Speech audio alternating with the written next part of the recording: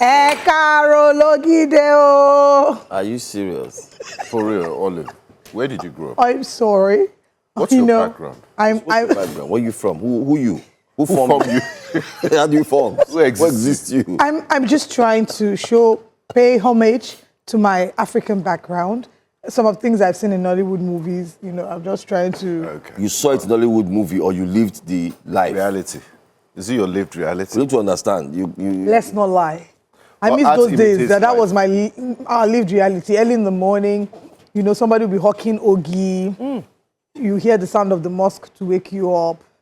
The mosque? Yeah, like the call to prayer at 5 a.m. That's what... You don't need alarms. And then you can decide on your way to just buy one nice mama put from Iyarisi. Then she has that boiled egg that has soaked stew. Those days, if you can track back, 1 naira, 50 kobo. Yeah. Then we even advanced to coins. Have you noticed that? Yes. Have you noticed that? I saw 50 naira, 50 kobo. Have you noticed that the others are gone, long gone, and they are dead? 5 naira is no more. 10 naira. 10 naira is gone. 20 naira is if you see 20 naira now, my goodness. Very, very hard. 100 naira is struggling to stay alive. 100 naira is saying, I'm still here, or remember me. With 50 naira was even too much. With 20 naira, you could get a decent meal. I'll buy rice, 5 naira. I'll buy beans, I'll buy egg, everything under 20 naira, and I'll have a great meal. Gone are the days when the economy was good. And those days, we even complained, thinking things were expensive. I didn't we knew what was waiting for us. Well, I would say we complained, but the complaint wasn't about food, wasn't about insecurity. It was alien. There was a time where we said, Nigerians love themselves so much that we can never have suicide bombers in Nigeria. The most traumatic thing that we experienced growing up. I agree with you. I remember my cousin saying that. The most traumatic thing we experienced growing up was the Ikeja cantonment bombing in January that year, where, we could see live explosions, people were running and they fell into the canal. I repented and gave my life to Christ over and over again, thinking that rapture had come. Okay. That was the most traumatizing thing. We never realized that the day will come when... What is 20 naira? Where you will be talking about these things and it will feel like such a faraway future or a faraway history. It's interesting that we decided to start the show on this note because today is Thursday. 10 naira. And we're throwing back. Throwback Thursday. Throwback Thursday to the good old memories. With 10 naira, I knew the things I could buy. Solo bread. With 10, Temitope biscuit or King biscuit. You still have enough change. Buy VIP. Baba Dudu, Sitipelebe, it cannot go on. Benga doesn't really understand, you understand? Because I grew up in the UK. In the UK. We don't so he won't really understand. Now, man. It's an anomaly. Well, we started the show today by reminiscing on the good old days. The days where our money had the kind of value that we were very proud of. And there was nothing like that. I don't know if we would ever get those days back. And it's very weird. And I find it very shocking that, anyway, we still have a whole lifetime ahead of us. So things will change. And I pray that into existence, that things will change. Amen. But it's very rare for your past to be better than the present. And the prognosis for the future is not looking bright. The diagnosis. Because you look at the United States, for example, in the 1960s, Muhammad Ali it was Cassius Clay then, went to Tokyo Olympics, won a gold medal. He couldn't even be served a burger. World boxing champion, Olympic champion. Could not because of Jim Crow laws, racism, segregation. The 1960s is not so far, and then look at how far they've gone. They had a black president. How far things have changed. Things have evolved. Changed. My dad would give me stories of when they were in university, how, they used to give them chicken, how you could go to the UK visa-free, yes. How Naira was equivalent to $1 or even stronger than the dollar.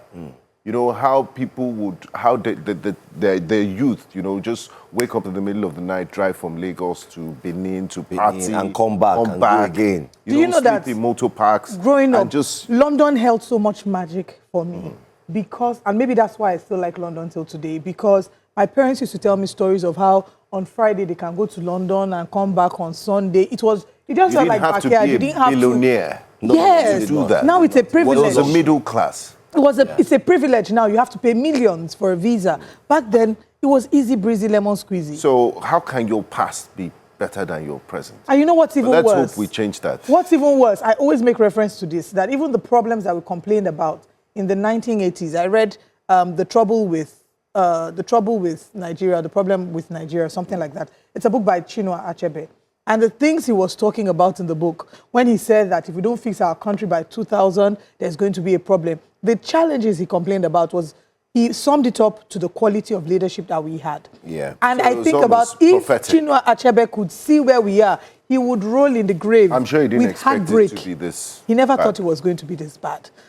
But we're reminiscing. But let's not despair. When there's life, there is hope. So share with us your, fondest memories, the fondest childhood memories on YouTube. We're streaming live, New Central TV Live. Let's lighten things a little. And if you're just joining for the first time, my name is Olive Emodi. To my right is Joe Hansen, and to my left is Benga Borowa. And this is Breakfast Central. Michael, what did I do to you? Which altitude are we going to Michael, who says the way I'm drinking, the way Olive is drinking, this morning looks abnormal. What's here I do? Benga, so early, we never even warm up. Mr. Chibade says, Olive, it be like say you play well when you're small. I try. Benga was in the barracks then, he can't relate. No, he can't relate. Let's get into conversations proper this morning. A federal high court in Lagos has moved to halt regulatory pressure on the media, restraining the National Broadcasting Commission from sanctioning broadcast stations under controversial provisions of the Nigeria Broadcasting Code, NBC.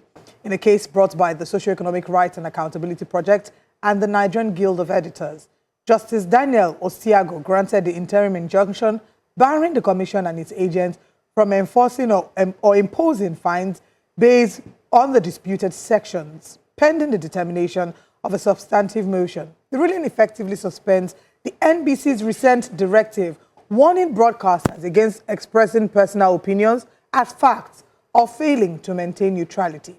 The plaintiffs argue that the provisions are vague, overly broad, and unconstitutional, insisting that they threaten press freedom and risk triggering self-censorship, particularly as Nigeria approaches the 2027 general elections, while maintaining that the journalistic expression, including opinion and analysis, remains central to democratic discourse. The case has been adjourned to the 1st of June for hearing. And there you have it. Maybe, there have been reactions. They all, of course, have been reactions to this. You recall that very recently we brought the story to you about the announcement by the NBC regarding conversations on TV and how anchors needed to be regulated in the kind of things that they said. So, that's because, Olive, I would like to take your reaction on this. Thank you. There's a restraining order against the NBC, and I would like to know if you'll be expressing personal opinion in responding to this. Well, the only kind of personal opinion I express is opinion laced with facts in the first place. So, I never really had issues with that. Okay, so you are covered by the law. By the blood of Jesus. Okay. The blood of Jesus and Nigerian Constitution, two-factor authentication. You understand? Yes. But the truth is that journalism there's an evolution of journalism. And it's not just in Nigeria, it's around the world, where journalists, you must recognize that before they're broadcasters, they're first Nigerians that have a lived reality and experience these stories firsthand.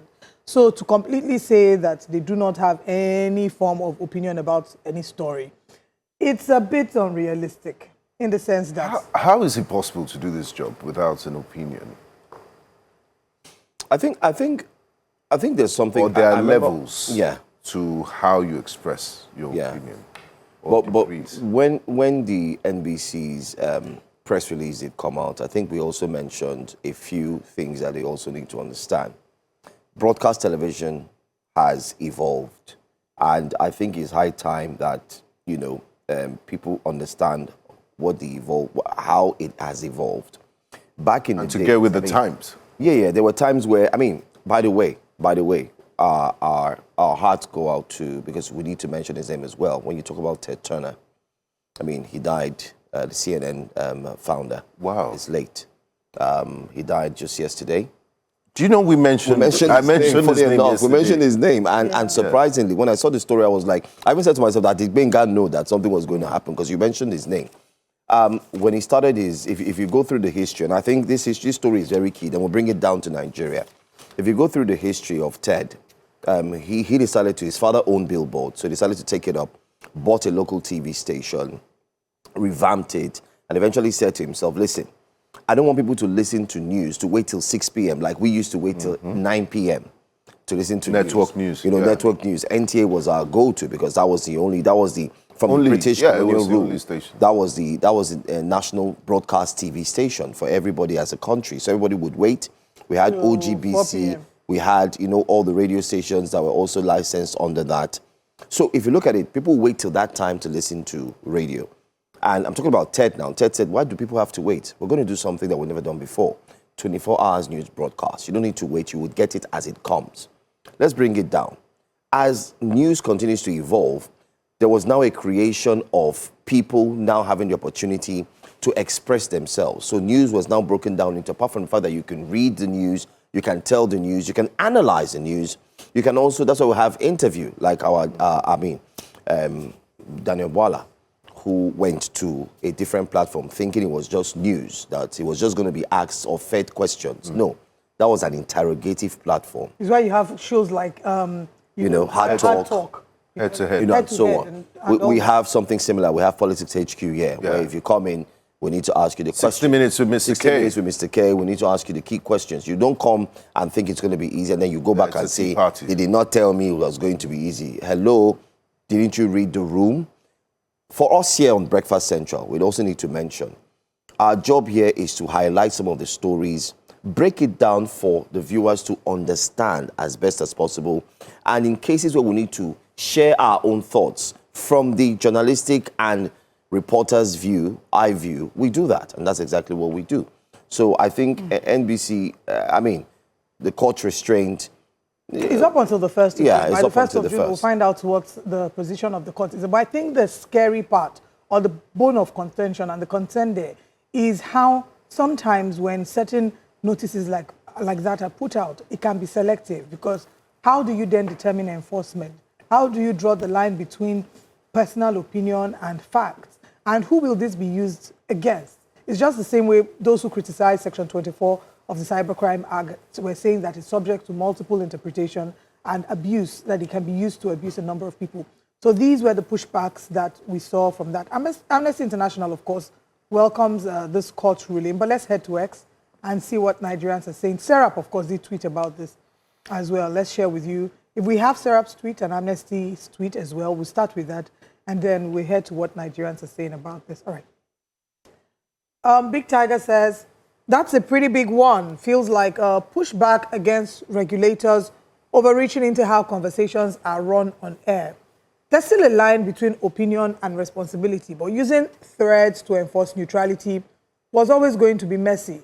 This one definitely shifts the balance, a bit more room to speak, but also more reason for broadcasters to get their house in order, Big Tiger says. All right, Kay? All right, let's get you SERAP's tweets in reaction. DSS, actually. DSS had a tweet.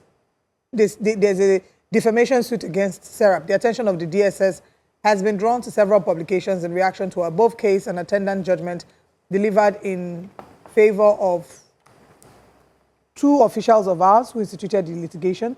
Some of these publications have not put the matter in proper perspective. And this is a complete... This is a different one. This is defamation suit against SERAP. SERAP, yeah. SERAP is handling... In which they were awarded 100 million. Well, awarded 100 million fine as well. But let's focus, come back to this story. This one is we'll come back to this later. We'll talk about SERAP 1 at 7:30. But Amnesty International has strongly condemned the latest outrageous and desperate attempt by the NBC to gag journalists and the media through unlawful and repressive formal notice to broadcasters dated 17th April 2026. The Commission has no power or right to tell journalists how to do their job, and then it goes on its much longer message. But let's see if we can take other tweets responding or reacting to this as well. AOJ, he says it's an interim injunction with a lifespan of just 7 days, unless renewed for another 7 days. Besides, the application was heard ex parte. The NBC will have the opportunity to be heard when the motion for interlocutory injunction is taken. That's the one I look forward to. That's what he says. Another one very quickly says, so the Federal High Court ruled that they should express their personal opinion as fact, bully or intimidate guests, and not maintain neutrality. Well, we're going to speak to that in a minute.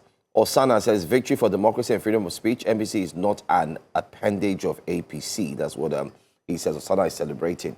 Osana, I don't know if it's Osana, the one that is in the highest or something. I don't know. Another one. Please don't let me joke. Let's take this one. This court ruling is a big win for press freedom in Nigeria.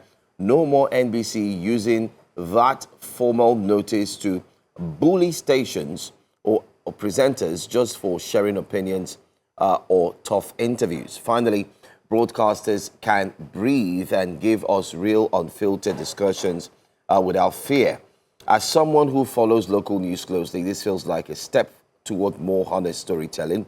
What do you think this means for talk shows going forward?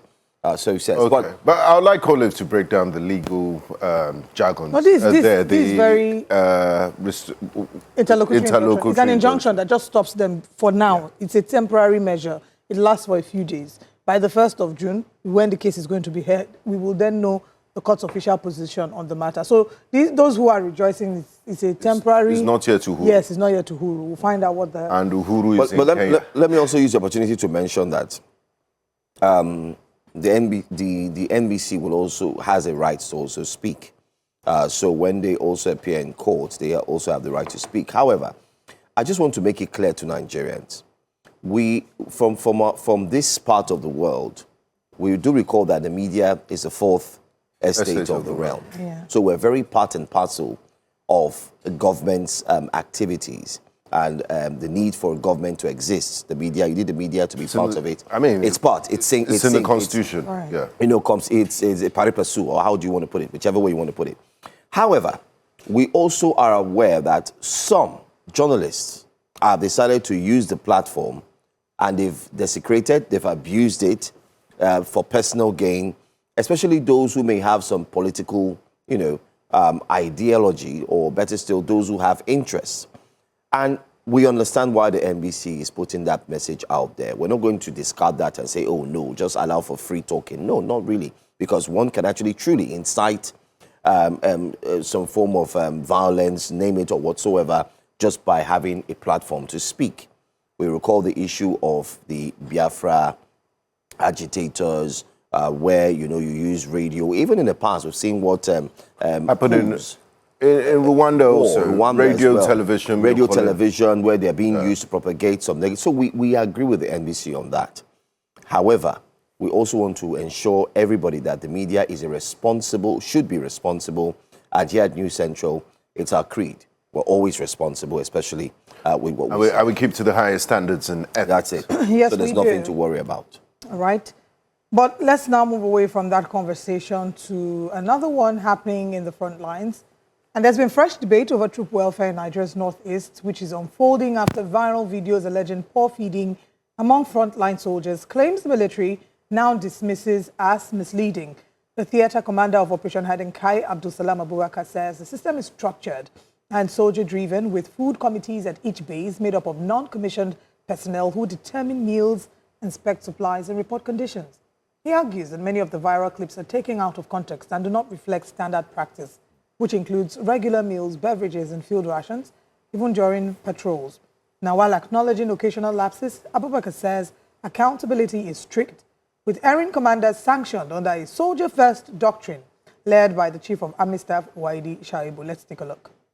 I will give you the correct perspective. If you are not mischievous, we are always there to let you know this is the true situation of things, and you go ahead and let Nigerians know what actually happened. It is war, yes. Sometimes you lose, most times you win. But we owe it to the Nigerian public to let them know what the true state of affairs is. And that is what we strive to do in Operation Hadenkai. The issue of fake news has been on the increase, and you discover that oftentimes it is people from outside that try to orchestrate this fake news. for narratives best known to them. The most recent one that affects the theatre, for instance, was the one of poor feeding. And we went ahead to investigate because it is virtually impossible to correlate what we saw in that video with the actual state of things in the theatre.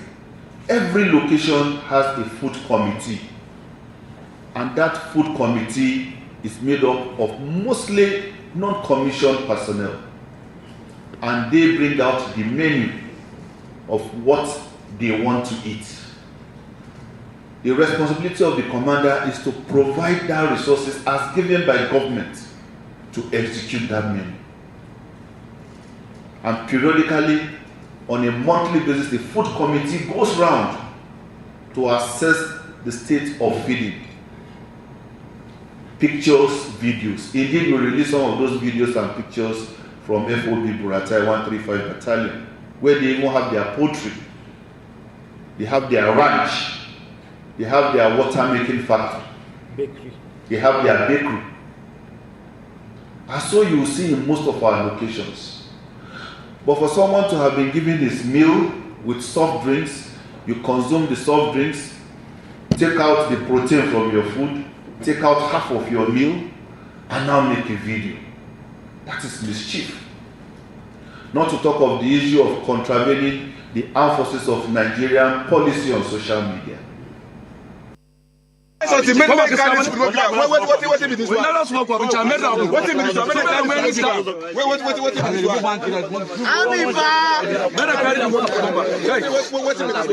Put the food in. Now we come in. They feed prisoners like this. Rice and oil. Rice and oil. Video this thing very well. Video it. Very rubbish on see the soup we are eating. See the rice, see rice. This on our food. Black rice. Eggs on our 1 month. No rice meat, nothing. See what they give us. Rice on rice. See amo. More open it. More tier one so that. See. More tier one so that. That's turn it back for this. No, the sea problem. For 1 month. For 1 month, now only 5 fish. Now for 1 month, for 10 people, for 9 people for location. Now, don't pack this pot. Go to the sea. As if we don't start cooking. But Mona see imagine. This one, Gary. Gary. One pint of Gary. 1 pint of Gary. 1 pint of Gary for 10 people. For 9 people. See beans. Get to my Mona see beans. Mona see beans. Beans. 1 pint of beans. Open this in for me, guys. Yeah. See. For how many people? 1 pint of beans for 1 month. See potato, where don't spoil. The onion, see potato. Only potato. Potato. See granite, greasy red oil. Where they two this in one what do they call them? 1 liter. 1 liter. Now they call them money. See the onion. See 4 pieces of yam for 1 month. 1 month for 9 people for location. See onions. What do you see? The month for 1 month. See some for 1 month. 1 bag of some. See now onions. See onions for 1 month. For 1 whole month for 60,000. See my bag of rice. See they carry this one. Say more to use and they drink water. More die with water. See pot. See only pot. And this one. And bucket. Now say more use and they kill ourselves. More just they do ourselves. Don't worry. See the same more fry. More they fry their grandfather. See what in the same more fry. Now be potato. Potato for 1 month for 9 soldiers. 9 be this one. And they collected 60,000 naira for soldiers. How about that? These soldiers 60,000. These soldiers 60,000 for 1. See Gary for 9 people. Now Gary 9 be this one. Muna see My country people, I bet Munasiam, I bet that Anla Munasiam. Munasi waiting, person want to talk 1 whole month. See meat. 2 1 now they share them like this now. 2 Siam. For 1 month to Siam. You're good.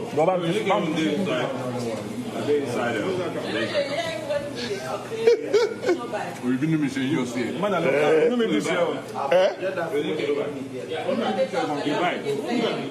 no, another person. Talk saying.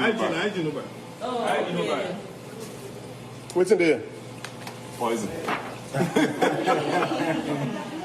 What's going on there? I'm busy. I'm busy right now. Surgical. Nah, I'm a yes. David. We did kiss something.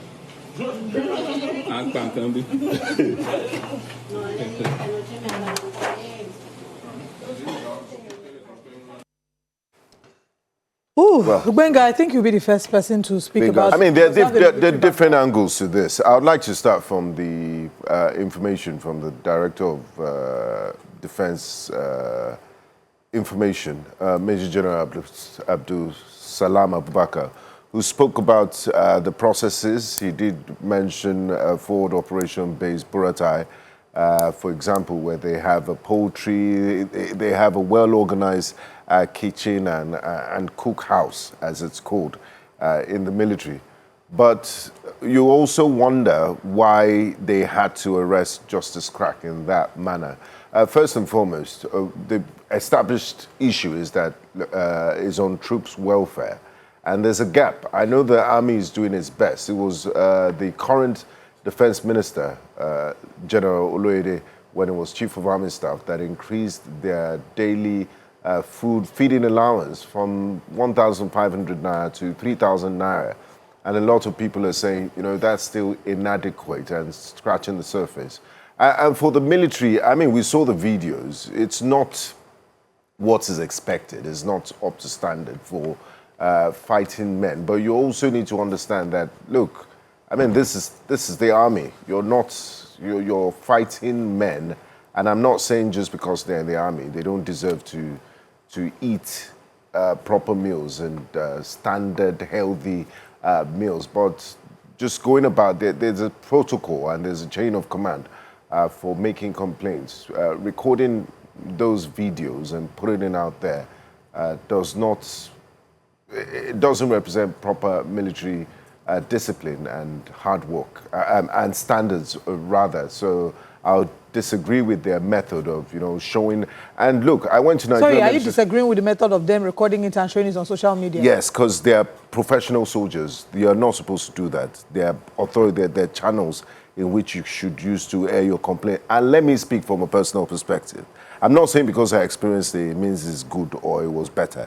I went to Nigerian Military School, Zaria. This fish that you're seeing and all these things that these soldiers, professional soldiers, are showing, this, I mean, would be considered standard or even luxury back then compared to what we were fed in school. So that's why I'm shocked that they're complaining about this. Maybe the ration or the way it's done. And I don't know how it works for different bases, because these are frontline troops. They should actually be a general cookhouse or canteen to serve them, and then they get their daily rations. But I don't understand the arrangement of this. It's giving boarding house food.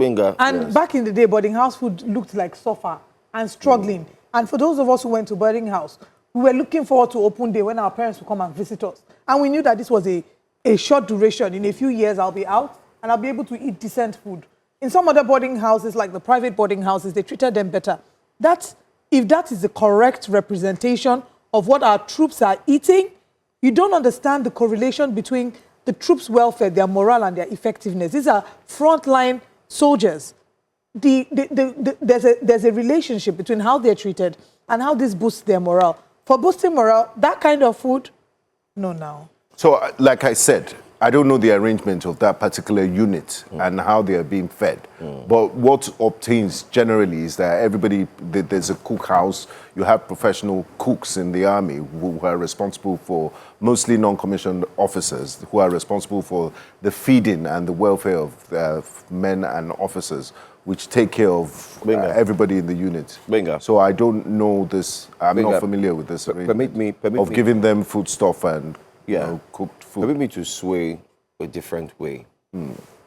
We live in a digitized world now where from the comfort or confines of your home or wherever you find yourself, you can become a source of information.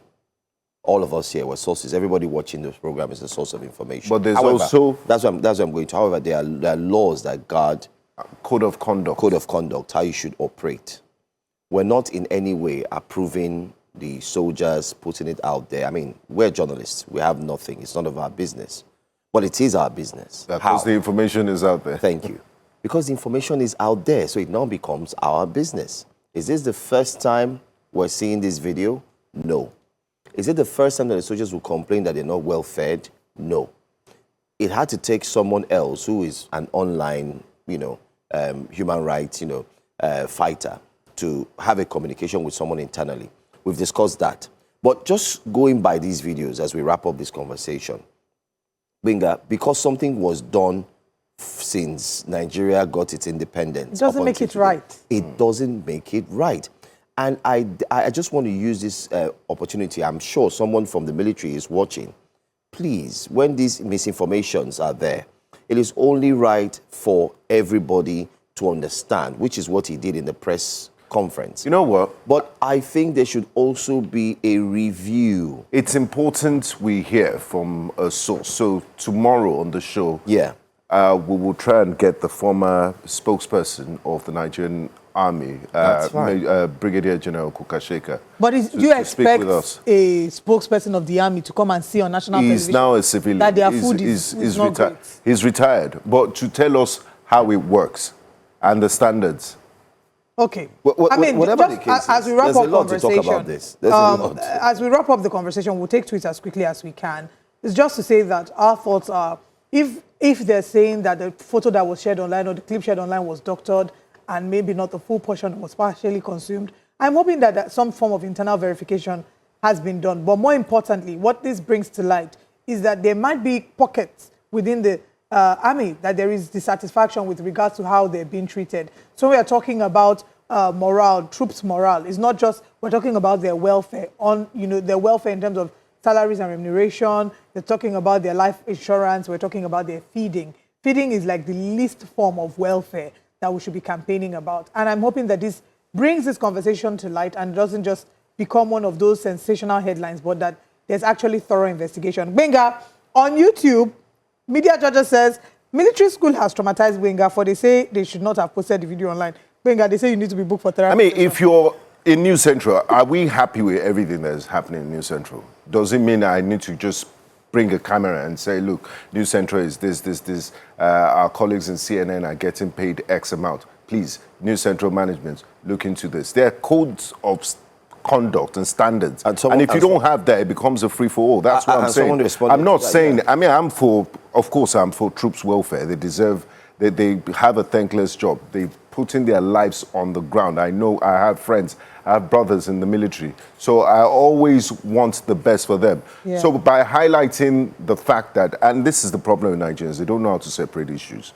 By saying that the way they put the video out was not professional and they should have used another, does not mean, that is English language, does not mean that I agree with the feeding condition and I disagree and I'm not committed to troops' welfare. They're totally different. Yeah. What I'm saying is that the method is wrong. Well, but the information is out. So let's learn to separate issues. It may have been that they had tried to do it, or it may also be that there's a fear of retribution. There's a fear of them being picked on.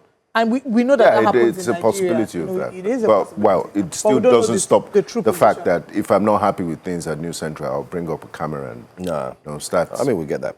Well, we hope to dig it. I like what the Army spokesperson said, that they're always available for conversation. So we'll try and reach out to them. If we can have both of them on the show tomorrow, it will be fantastic. But let's go straight Into our top stories for today on the Thursday morning. Let's see what we have in line for you.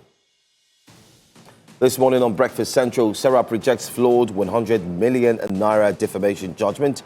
We'll talk about that, aside from the fact that they are also in line with the NBC. Wike dares Turaki-led faction to open National Secretariat bank account in PDP's name. He said, try it. Let them try it. Analysing Nigeria's political landscape is what we'll also take a look at ahead of 2027. Plus, Senate clears nominees for power and foreign affairs. Get ready. We have all of these stories and more, especially on the front pages of the newspapers where you can join us. Everything here on Breakfast Central.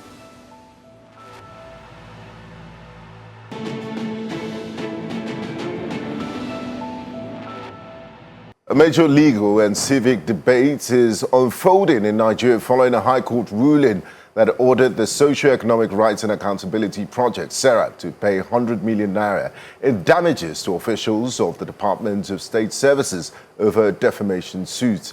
The judgment delivered by the Federal Capital Territory High Court also directs SERAP to issue public apologies and pay additional litigation costs as a decision that has sparked strong reactions within civil society and legal circles. At the heart of this case are allegations made by SERAP on the 9th of September 2024, alleging that DSS officials unlawfully entered its Abuja office following the organization's call on President Tinubu to investigate corruption allegations in NNPCL and reverse fuel price increases, claims which the court found to be defamatory against 2 DSS officials. But SERAP has rejected the ruling, describing it as a travesty and a dangerous precedent, warning that it could have a chilling effect on freedom of expression and civic engagement in Nigeria.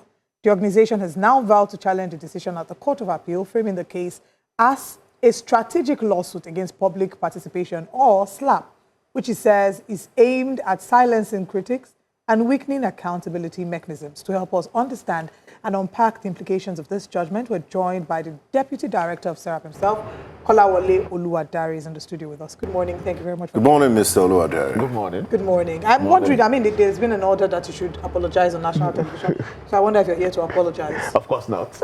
Okay. No, definitely not. All right. So give us the background. How did SERAP get mixed in this whole legal? The facts of what transpired on the 9th of September in the public domain, we've spoken about it. It's also one of the things that would argued extensively in court. But those facts were absent in the judgment, as it were, even though we're yet to get a certificatory copy of the judgment. But from the report of our lawyers, the critical ingredients of defamation, as it were, which is pretty well known, wasn't established. And the law is very clear on this, is pretty well set, which is why even I've been in court several times where I've seen even undefended defamation cases that get thrown out, because it's straightforward, as it were. You have to prove that the statement was made, you have to prove that it referred to the claimant, you have to prove that it was false, you have to prove that it was published a third party, and you have to prove damages, how you lowered your reputation in the eyes of of normal citizens. And in this instance, a very important aspect, what happened was an invasion. They came to our office on the Sunday. That was true, still is true. Did we mention the name of the operatives? No. What we said was that DSS officials, we didn't know their name, had come to our office. There was no way it could be said that it referred to the claimants. It was until the claimants filed the lawsuit that we knew their names. How could that be? How could that even refer to the claimants? And how could that affect their reputation when we did not mention their names? Don't forget, the suit was filed by 2 operatives, not by DSS as an institution. And of course, there is also the legal... So from what they're saying is that you defamed the individuals. Individuals. Which you didn't know their names in the first place. We didn't know their names until they filed the suit. We didn't know their name. In fact, when they came, one of the lady that put down her name wrote a wrong name, not the name she now used to sue as the first claimant, which we didn't even put out in the public statement. And so, but again, our lawyers are looking into this, and very soon they're working on the appeal process, and we're going to file that pretty soon. But much more importantly is what this means for the civic space, freedom of expression, and ability of Nigerians to engage, to also speak, and also be critical of government. Because being critical of government is not political. It doesn't make you opposition. It's part of democracy. And that's what we've seen with the DSS, for instance. We've seen what the DSS has done against Patutomi. We've seen what they're doing against Showore as we speak. And we see this as a consistent pattern. So it's not that we term it a SLAP, strategic lawsuit against public participation. It is what it is. And we've seen that with this administration, there is this consistent consistent pattern of trying to use the legal process legitimately to do unlawful and illegitimate things. And that is what we've seen the pattern will keep growing. So on whose table does that blame lie? Because you're saying that the administration is using legal process. Does that make lawful process? Seemingly lawful process. So again, going to court, filing civil laws, which is what they did to Patutomi, by the way. So it's using the legal process. But the aim and intention is malicious. And that is why you see, that's why it's called SLAP, strategic lawsuit against public participation. So in this instance, it's soft power. It's not that forceful. It is using that legal process to make sure that it brings self-censorship. I just want to ask, for the benefit of our viewers, I want us to break it down so that people watching can understand what is really happening. SERAP called on the president, right, to look into the monies. Yeah, the NNPC missing. The NNPC, which is the 210 trillion naira that was missing. The 5-point-something billion they used to change the name from NNPC to NNPCL. No, it was before then. It was before then. Okay, before then. Yes. So all the monies that, let's just say, missing funds, right, from the NNPC, right? That's what you wrote. It was tied to the subsidy regime. Okay, the subsidy regime. And you said, okay, the president look into it. Increase in the because you asked for that, 2 persons walk into your office. In other words, what was the reason for walking into the office? One of my colleagues we need to understand that they interrogated, as it were, at the front desk was traumatized for a while because she was afraid. And I remember she was the one that called me immediately. One of them stepped out to say this is what is happening. And incidentally, that day I came into Abuja that very morning. The only reason I wasn't in the office was because I had an interview on Channels TV, and it was pushed back a bit. That was why. So when you put that together, I was in Abuja that very morning. I should be in the office, and we got such a visit. And so you can understand what that means for the average Nigerian. So tell me, as we're sitting down here, if you hear that 2 DSS operatives are outside waiting to talk to you, what would you feel? The DSS doesn't have a good reputation to begin with. And there are antecedents to show what the DSS have been up to. Does that mean that they are not doing what aspect of their job in internal security? They are doing that. But there have also been instances where Nigerians called out the DSS for how they carried out their activities. And so even coming to your office, interrogating, asking questions without following the lawful process is enough to make you afraid. Why can't the DSS, if really they are yet to say why they came to our office actually, why couldn't they have done that through formal channels, for instance? Write a letter, send correspondence to say that we need to come through for whatever reasons they've come. Now let's talk about the implications of this sort of judgment and decisions on NGOs, journalists and civil society in Nigeria in general, which play a crucial role in deepening our democratic experience. What sorts of effects would it have on them? Of course, it would mean that with what we've seen, even going towards 2027 is looking like an Armageddon date now. It's only going to mean that people are going to be much more careful about how they engage with government, particularly with the kind of work that we do at SERAP. Of course, we are not opposition, we are not political, but we also point to what government has done. We try to tell government should do this, and that's in line with the legal framework, the obligations of government. So this is going to mean that people are going to be much more careful what they say. It leads to self-censorship. And I dare say it might probably affect your jobs as well. What you say, how to say it. Perhaps that is why you were supporting the Nigerian military earlier. Perhaps that is the reason. And so you cannot rule out the effect this will have on those who perhaps do not even have enough mental strength or fortitude to engage, even on social media and in real time. Okay, I also want to go back to this incident because you talked about the DSS visiting your office. When they came, they didn't express why they came to you. Did they clearly say No. And what were the actions that happened from the moment they visited your office? All this in the public domain at the public statement that we had put out. When they came to our office, they had accosted the person in the front desk. They asked for the director, they asked for the deputy director, and of course I wasn't around, the director wasn't around as well. They asked for even any Iraqi official they can speak to, of course the lady. And then one of them was speaking on the radio, stepped back to say that others should hold on and not come in yet. In fact, that was what made our front desk very, very afraid. And then after she asked those questions, she stepped out. But of course, we have a CCTV, we will see that even though she had stepped out, the 2 vans they brought, one was parked in front, one was parked a bit adjacent, they were still outside. So it was like they were coming to pick you up or something? Of course, nobody knows. So after that incident... I want him to land on that for those who don't have who have not maybe been following the story. So the person stepped outside, the vans were outside. Yes. Right? But after we put out the statement, one of the vans left, but one was remaining. And then shortly after, I think reporters now began to converge on the office, and then the other van left. Okay. Why I'm asking that is because, I mean, there could be several reasons. SERAP is people have been known to hold the government by the jugular. Really. Not really. Not really. Holding them to account, right? It's almost like you're reviewing the budget, you're asking questions. That's why I wanted to be sure that we don't know for sure that this is directly related to you calling out or calling on the president to investigate what happened with the NMPC. No, it's just a conjecture when we do not know for sure, since they didn't even tell us why they came to our office in the first place. And because normally this kind of things, of course, we partner with a lot of government institutions.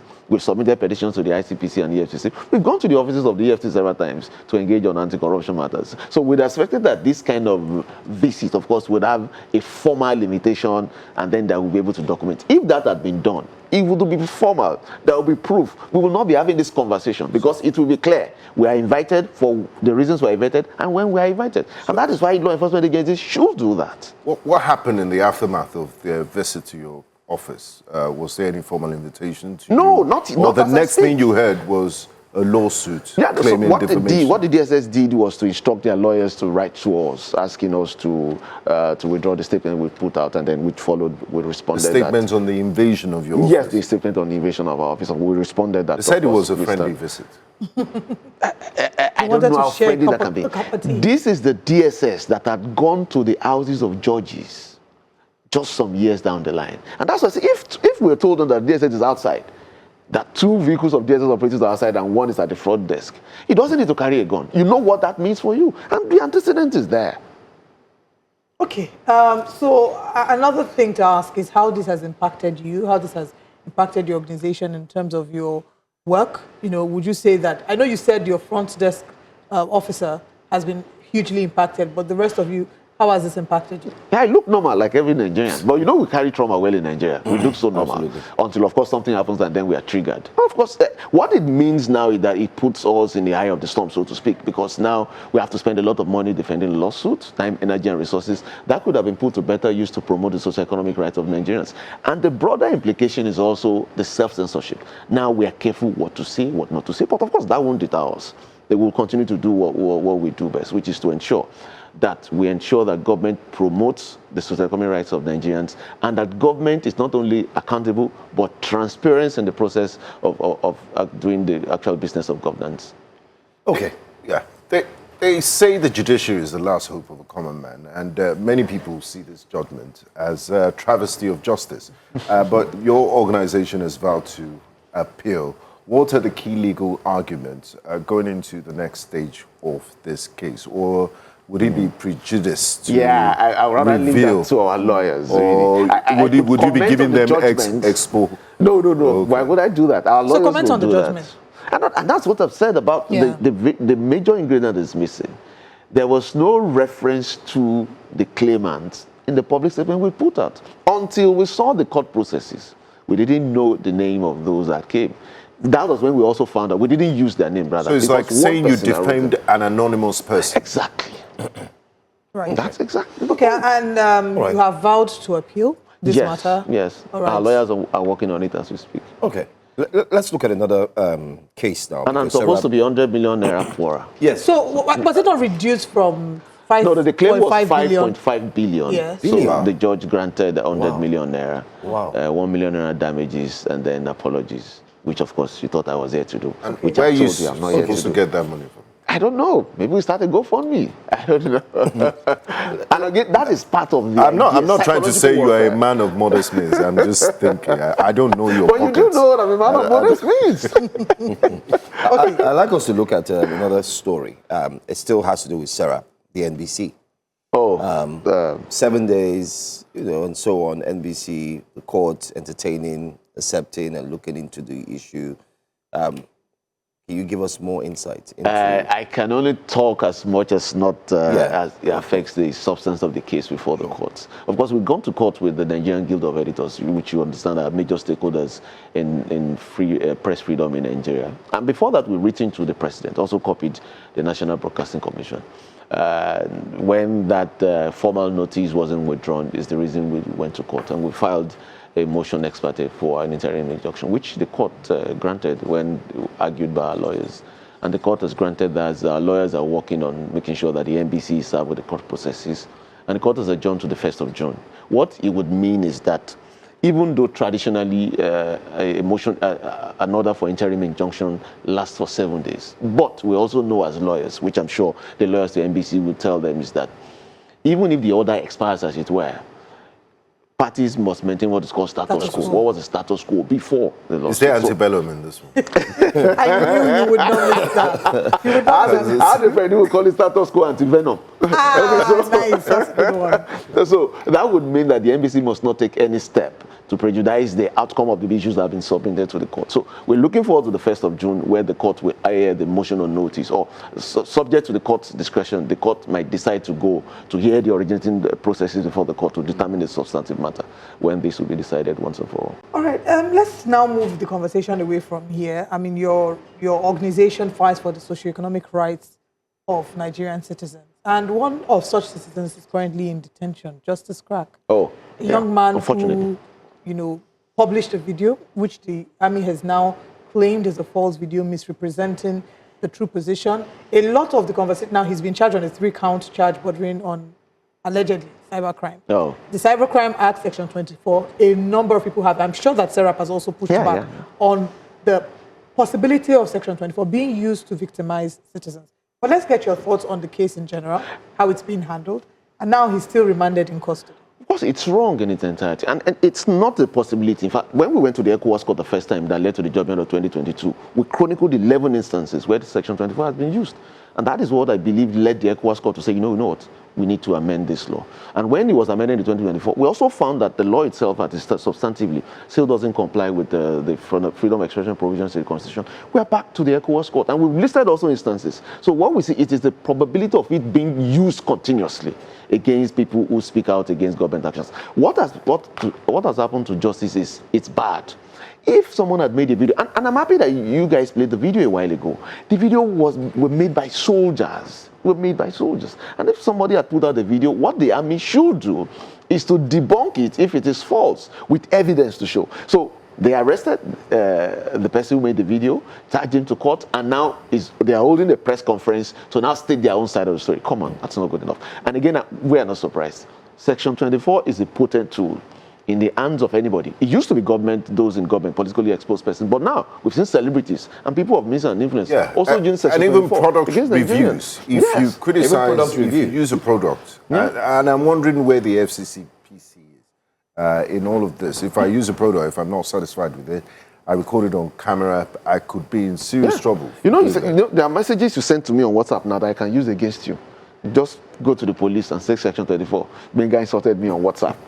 And then they go to the police and never, they charge him. And you really could see any convictions on these charges. But you spend a lot of time, energy, apart from the detention order that you get while the trial is going on. So it's open to abuse? It is being used. It is being abused. And that is why I'm happy. I think the House of Rep has moved. I think the news came out, 2 or 3 weeks ago, I think last month, that the cybercrimes there's a step. I think it's gone to first reading to amend the Cybercrimes Act. And once I saw that news article, I saw Section 24 there, I was happy. And we, SERAP, we had to write to the House of Reps, commending them for the move and also showing our support to amend the Cybercrimes Act, particularly Section 24 of the Act, as it were. Because really, it could get anyone in trouble. You could send a private message to someone on WhatsApp. The person calls you a fool. You say he's an idiot. Before you know, you say it's offensive. Yes. Right. Okay, I mean, so what would be the next steps in his case now? I know that the matter is still in court, so we can't prejudge it. But what would you say the implication of this is? We've seen other civil society activists. They've gone out to protest in support of him to show their solidarity. But are there concerns that this might hugely impact the civil society space? Of course it does. And so his arrest alone is problematic. Sends a message.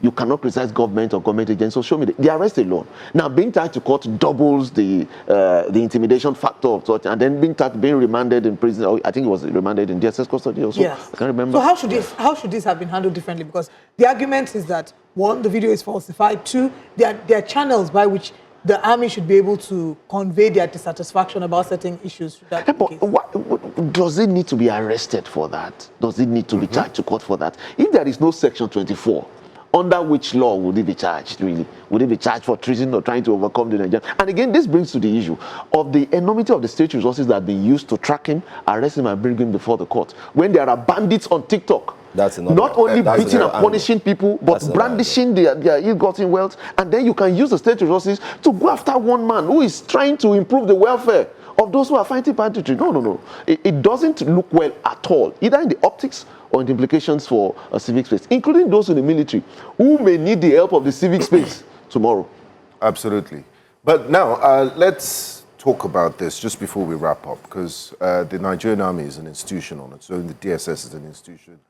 Are there channels, and I'm sure they have human rights desk and, there are systems and protocols of doing things, because from my own point of view, I just feel sometimes there's one overzealous official that is paying eye service, because it's a non-issue in the first place. This man is talking about the allowance, the daily ration allowance of troops. That is 3,000 naira. In today's Nigeria, is inadequate to feed a grown man for one day, and is highlighting issues of welfare for the army, regardless of, or if he spoke to military personnel and then they said it has the powers to, diminish morale within the army and, all sorts of colorations, just to, give a dog a bad name. How do we stop this sort of non-issues, frivolous issues from, getting to this level? You call it frivolous. I don't think it's frivolous, really. And to me, what the army needs to do is to use this as a case study to ensure that they are transparent and accountable, really, which might be the issue here, really. And that's why the army needs to show what is the process. The press conference will not be necessary if there is a process that exists that is transparent and accountable. How do we feed troops? How do we feed frontline troops? What are the welfares that we have to make sure it wouldn't be an issue? And that, I believe, is what the army should do. Not to act aggressively in this regard, show us the system. And from the press conference I've seen by the army, the standard being painted, it is not also still good enough. And the standard is, I don't think, is applicable across board. The army needs to explain that to the Nigerian people. The army is being funded by taxpayers' funds. Yes, we are not asking them to tell us the national security aspects of their operations. No, but we need to know. So, for instance, if I wanted to join the army now, shouldn't the army tell me that when you join the army, this is how we intend to feed you, this is what we want to use to feed? They should be able to tell in the video, me we could hear the soldiers saying that 60,000 was reportedly paid, alleged. That's from their voice, the video. And this is what they get for having, put that sum out. Nothing stops us from discussing that, really. It's not a matter of national security. Well, there's a lot going on, but I think we've been able to clear the air concerning the lawsuit with the DSS. We would wait to see an update from SERAP. You said you're going to the appeal. You're going to appeal. And then, of course, the one with the NBC as well. And then to wait for. Crack. And then just. In fact, I'm on their defense headquarters XP. Yes. Where they put out a very detailed release about the scenario, the whole situation with Justice Crack. They shared what Justice Crack actually did, and they share why they believe the criticism is misplaced and dangerous. The defense headquarters says, first, critics confuse whistleblowing with subversion. A real whistleblower reports specific verifiable wrongdoing to lawful authorities. Justice Crack did none of that. He broadcast unverified, one-sided narratives meant to make soldiers feel abandoned. In a war zone, that is not transparency. It is psychological warfare. They then make reference to timing, saying isolated welfare lapses exist in every army. And third, the army acted with restraint. No soldier was shot, no journalist was jailed, the influencer was detained, investigated, and transferred to civilian police. Exactly the same process for any civilian who incites factory workers to sabotage production during wartime. Why should the military be held to a lower standard? How do you respond to that? No, come on, that's not good enough. The resources they use to track, to arrest, shouldn't that have been spent on making sure that it's a very serious thing to them to investigate the welfare of their troops? And that report should come, if it's an isolated incident, then the army should come out to say it. But to me, it looks like reacting because maybe the army also felt embarrassed, which is not good enough. They're saying that the critics fear any arrest will clamp down on dissent, but the greater risk is inaction. If the military does nothing, while influencers systematically undermine command authority. The result will be crumbling discipline, friendly fire, and avoidable death. I wonder where this kind of outrage is coming from. Language. All this effort and resources should be spent on motivating the troops and crushing insurgents. At what point are we going to change our mentality National in Nigeria for institutions? Because when there's a whistleblower or when somebody speaks against they say it's not whistleblowing, that's subversion. When somebody speaks against a wrong in an institution, they go after that person instead of channeling their energy to fixing the issues. School of Nursing in Enugu, case in point, they arrested the girl first. You know, many issues. Now they fixed the hospital. Which is one of the reasons we challenge some of these laws in courts to say the way the laws are couched, national security, for instance, it's overbroad. It means that anybody can use it just in this instance, subversion. I heard the word subversion. No, that's what subversive is this? Because they're saying that, that he posted information that was unverified. So why can't the army do everything they can to motivate and boost the morals of their troops, including not only saying it but demonstrating it that we care for the troops? Right. Anyway, the army says, and as I wrap up this particular instance, they said, which is more humane, arresting one influencer for investigation or allowing 1,000 soldiers to die because they lost faith in their leader? No. This is an exaggeration. That's a bit much. It's quite embarrassing. Speaking about a terrorist.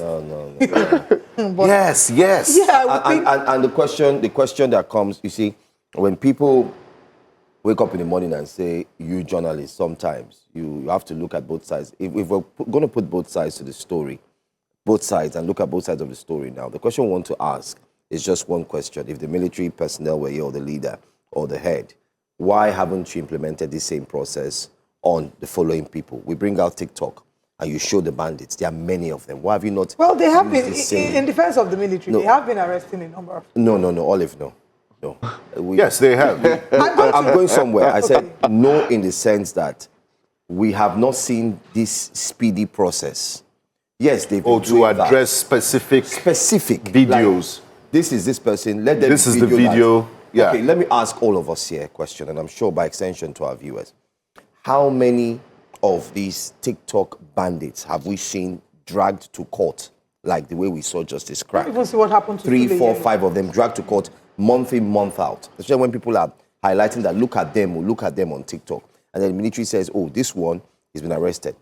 Because what those TikTok bandits are doing has national security implications. Psychological effects. Psychological on the people because they feel it's a lawless. Yeah, because on the soldiers themselves. Yeah, it's disrespectful. You're killing my colleagues, you know, where they feel we can't protect the territorial integrity of Nigeria. And they're flaunting cash. So the military should be more inspired to get rid of those ones instead of this sort of... well, at least they arrested Sule Yellow. Sule Yellow was a TikToker who was displaying... Maybe because... doing his live stream on TikTok. What has happened since that case? I don't have... that's why I was maybe SERAP will jump in and find out. SERAP doesn't defend criminals. No, just to find out. Don't let SERAP jump. Let's stay on the ground. Just to read... This is where SERAP says, I mean, leave me for what I do. Someone on Media Georgia on YouTube says, SERAP, they restrict their airflow. Thank you so much. But Olive, just before we wrap up, thank you so much for coming. We want to use this medium to say that, listen, we are not in any way undermining the strength and the power of the Nigerian military. We appreciate what they're doing. We understand that they live in a very difficult time where insecurity is bedeviling the country, and it's usually hard for one to navigate through and find solutions to these things. And like they always say, it did not start today. It started since. But while we applaud the strides that they've put in, the efforts, we also want to use this medium to say, listen, we want to see more accountability. Before this current, how do they say it? We wouldn't say battalion or, you know, we had weekly press conferences with the spokesperson who always wore the dark shades. The defense headquarters. I'm sure it's still ongoing. It's still ongoing. So let's have that. And they should be open to speak to the media more. So that when we reach out, let them come and give us more information. All right. I mean, in the next 24 hours, we'll engage with the Directorate of Defense Information at DHQ and see if we can have a sit down with us tomorrow. We also need to even review that press release again. Yeah, we have to review that press release with him and then ask those questions. And then the issue of wrong pictures and images being used. on X. On social media. On social media. So many things to talk about. Thank you very much, Kolawole Oluwadare, for joining much. us. You have our best wishes, and may the force be with you. All right, we're moving on the conversation. The Senate has confirmed Joseph Tegbe as Minister of Power and Shola Enikonlo Olaye as Minister of State for Foreign Affairs after a marathon screening session at the National Assembly. Both nominees faced intense questioning on sector-specific challenges ranging from national grid stability to diplomatic reciprocity. Our National Assembly correspondent, Sagea Ibrahim, has the details in this report. The screening exercise focused heavily on the perennial crisis in the power sector, with lawmakers demanding solutions for recurring grid collapses and mounting infrastructure vandalism. Joseph Tegbe, the nominee for the Power Ministry, admits there are no quick fixes, but outlined a roadmap centered on grid stabilization and expanded metering. Power is not just a sector. It is foundation of productivity, dignity, and national confidence. And by no means, I'm not taking this as a simple responsibility. For decades, we have had plans, reforms, investments, transitions, yet the lived experience of many Nigerians remain inconsistent. Supply, estimated billing, and uncertainty. Shifting to international relations, career diplomat Shola Enikonlo faced queries regarding the treatment of Nigerians abroad and the need for stronger diplomatic reciprocity. He pledged to adopt a more assertive foreign policy that prioritizes Nigeria's national interest and global image. Development will be #1 priority, such that the interests and welfare of Nigerians can be at the core of Nigerian foreign policy assertions. Whatever we do, our job is to harness the foreign policy advantages and opportunities for the benefit of Nigeria. The nominations were confirmed through a voice vote presided over by President of the Senate, Godswill Akpabio, who charged the new ministers to justify the confidence of the executive and the legislature. And thank Mr. President for the choices made. Very erudite Nigerians came before us today, and we are very proud of them. We are hopeful that they will use their wealth of experience, their education, and everything they have, and their integrity to serve our nation well. Both Tegbe and Enikonlo are now expected to be sworn in by the President Bola Tinubu to begin their tenures in their respective ministries. From the National Assembly, Abuja for News Central, Sagir Ibrahim. So that's the new Minister of Power. And by the way, in his statement, he's guaranteeing you and every Nigerian that grid collapse, Benga Olive, will be a thing of the past. Right. Been there, done that, got the T-shirt. We heard it before. The taste of the pudding is in the eating. Nigerians no longer want promises, they want action. The one thing I will have, however, will applaud is something I've been saying on this show, that we need to, when setting up, or the presidency needs to, when appointing members of his cabinet, follow this process, because if you see, the line of questioning was portfolio specific. You know why you are coming here. It's not the one that they will nominate Benga now and they will nominate him to be a minister. He will come, they'll be asking him questions about, so what do you think are the challenges of women? He cannot speak to it because that's not a ministry that he has expertise in. People should be nominated based on certain specific portfolios. Absolutely. So that when they come before the Senate, they're being screened based on that. They were able to do portfolio-specific questions because Adelabu resigned. Exactly. Because in the beginning, you know, there's a whole... So that's what we're saying, that that's something that should be... I've been saying it and I hope it's corrected. It should be implemented in the future. That when the president is nominating his cabinet, he will say, okay, Johansson for Minister of Agriculture, Benga, Minister of Agriculture. No, I'm just giving an example now. Okay. If you do eat meat pie. Agriculture is meat pie. You are a meat pie addict. Meat pie, please. Anyway, I do share your pessimism on the, Minister Tegbe saying all those very laudable things that the senators would love to hear. Exactly. Adelabu promised us. General C.G. Musa, I couldn't remember the excitement when it was. And then one of our callers said, relax, let him sit down first. So the same thing we're going to pass to now Honorable Tegbe. Now, we'll judge you by your actions. Please, let him sit down first. What you say. Sit down. Exactly. Sit down simply means relax, look at the sector, and work. Because let's not do this. Remember. I hope by Monday they won't be presenting him with an award, just like Professor Joash. I will put it on 1 week. He was appointed on Friday. On Monday, they had been giving him an award of performance. Here we are. You know, we're very special people. We're very special people. Yeah, indeed. All right. That's why.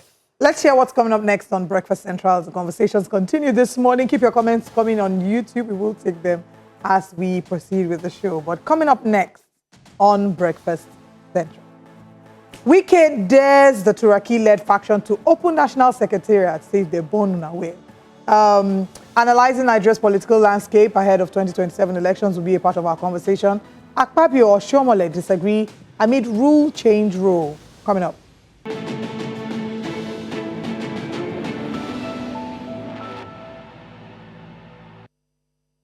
Plenary at the Senate turned rowdy on Wednesday as lawmakers clashed over newly amended rules regarding eligibility for presiding officers. Edo North lawmaker Adams Oshiomhole led a vigorous challenge against the changes which require candidates for Senate President and Deputy Senate President to have served 2 consecutive terms. The disagreement reached a climax when Senate President Godswill Akpabio warned that the former Edo governor risked being forcibly removed from the chamber for disorderly conduct, maintaining that the point of order raised by Oshiomhole was procedurally flawed under Order 38 of the Senate rules. Despite attempts by Francis Ezenwa to frame the issue as a matter of privilege, the Senate President insisted that the proceedings must follow a structured sequence. He later invoked Order 20, underscoring his authority to interpret parliamentary procedures and maintain order during debates. Let's take a look.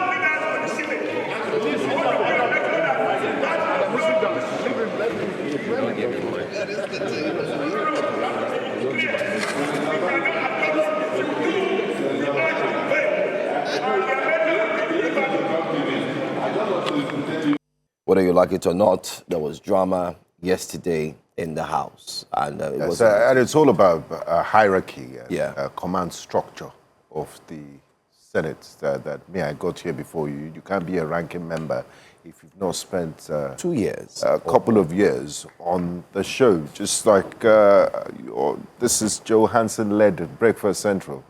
Me that I came in last minute, I can't say I'm leading Breakfast Central. So you are not into insurrection. I'm not a ranking member of Breakfast Central. I don't understand what's going on, and I wonder where that law is coming from. But that's a conversation we're going to have in between. But let's go straight to our man who's on ground all the way from Jos Plateau State. We're talking about the new Central Town Hall series.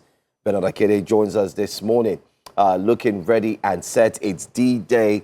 It's the day where every important person will gather. And by importance, we mean every single person who wants to lend their voices to speak up about the insecurity, the death, be it Christians, be it Muslims, you name it. New Central is ready.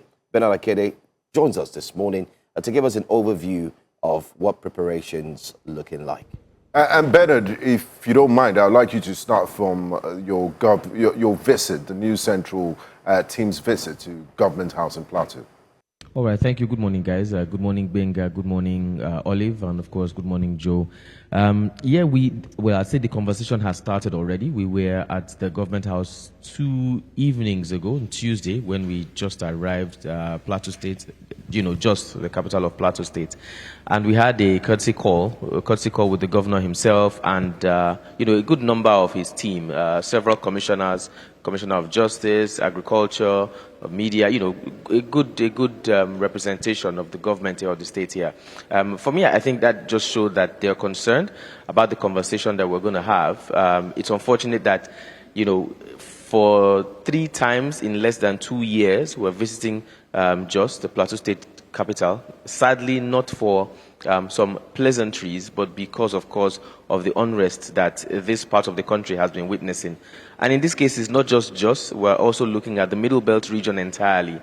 So the governor was able to explain to us that it's possible that some of this may be politically motivated, some of the attacks, particularly looking at the last one that happened in the Angwa Rukuba area where people were just shot at gunpoint, massacred for no reason.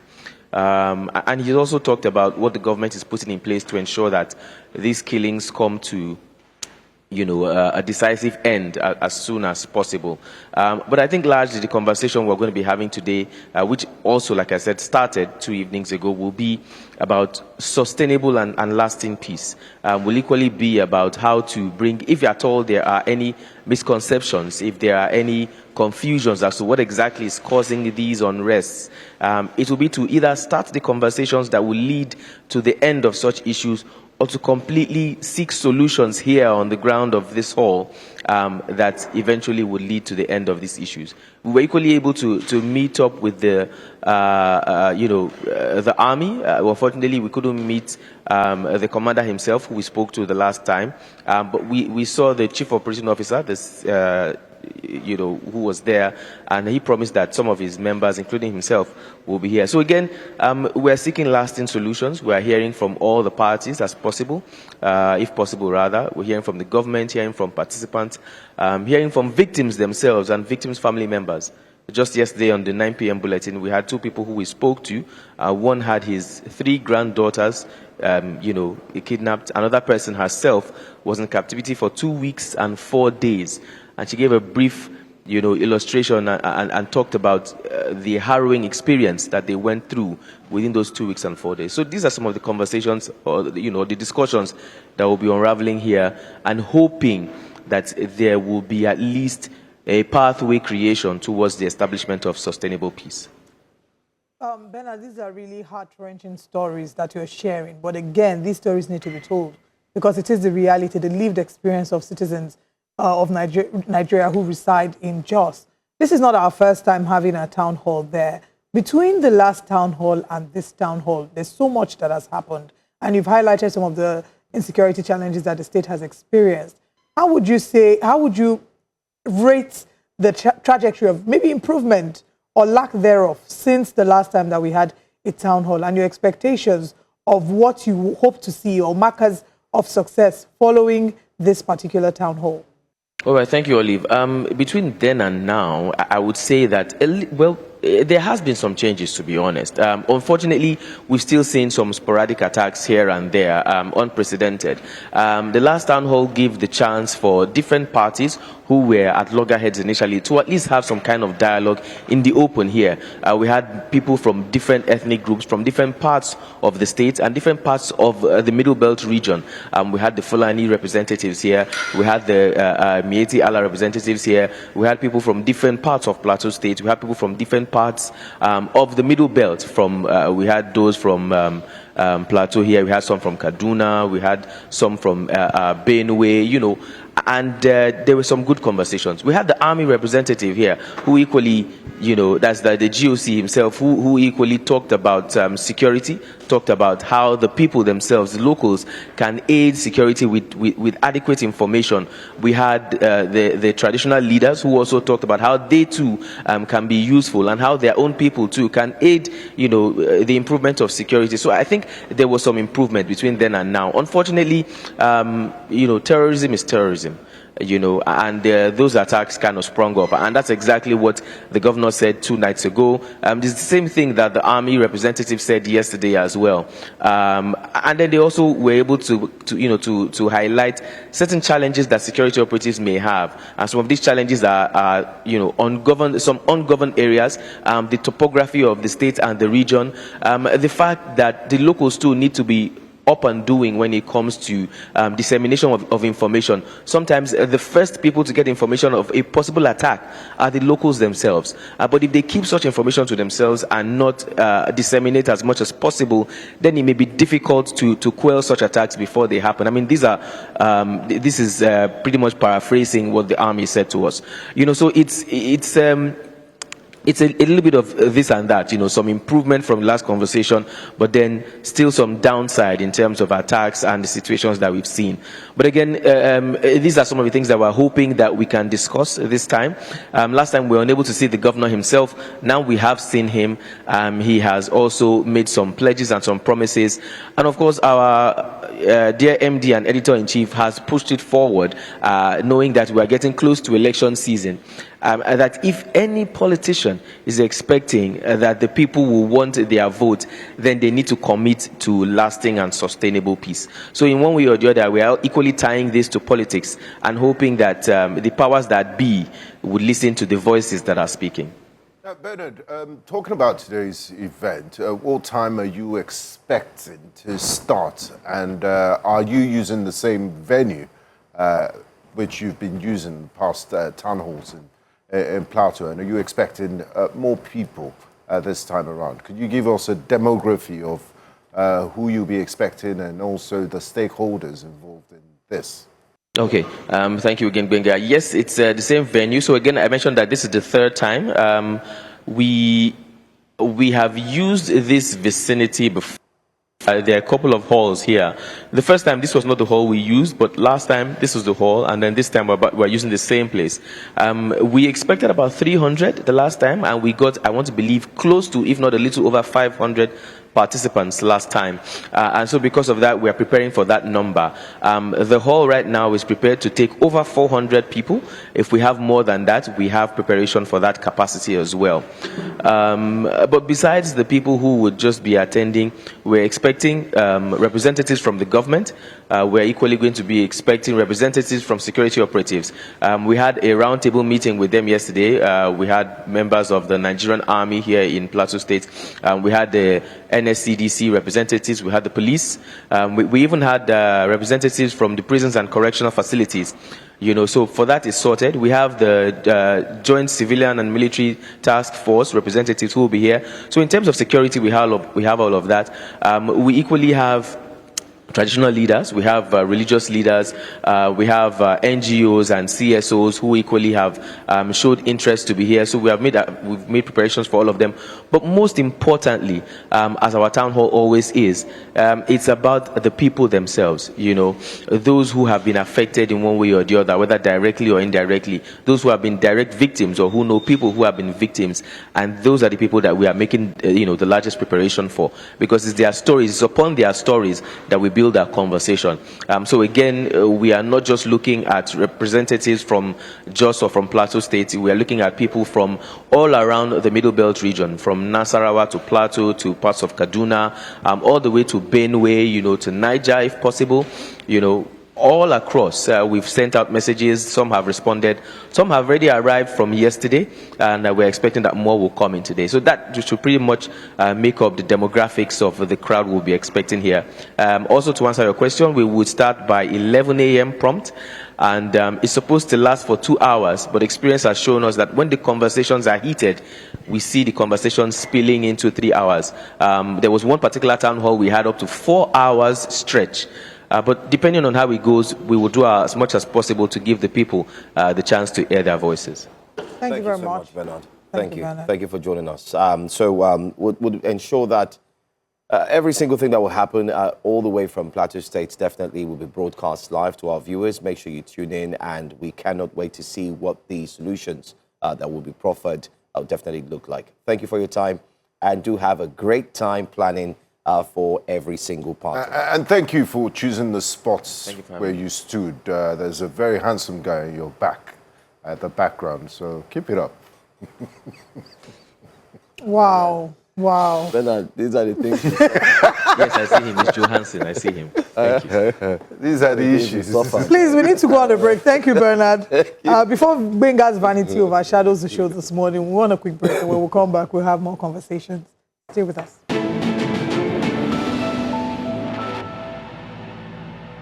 Thank you so much for staying with us on Breakfast Central. Nigeria's political landscape is becoming increasingly volatile ahead of the 2027 general elections, with rising defections, fragile opposition coalitions, and growing concerns over the dominance of the ruling All Progressives Congress APC.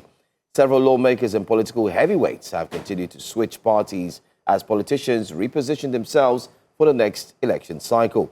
Opposition parties such as the People's Democratic Party, the Labour Party, and New Nigeria People's Party have struggled with internal divisions, leadership disputes, and factional struggles, making it difficult for the opposition to present a united front against President Bola Ahmed Tinubu and the APC opposition leaders who had attempted to build a coalition through the African Democratic Congress, ADC, recently suffering setbacks after Peter Obi and Rabiu Musa Kwankwaso pulled out over disagreements and mistrust within the bloc.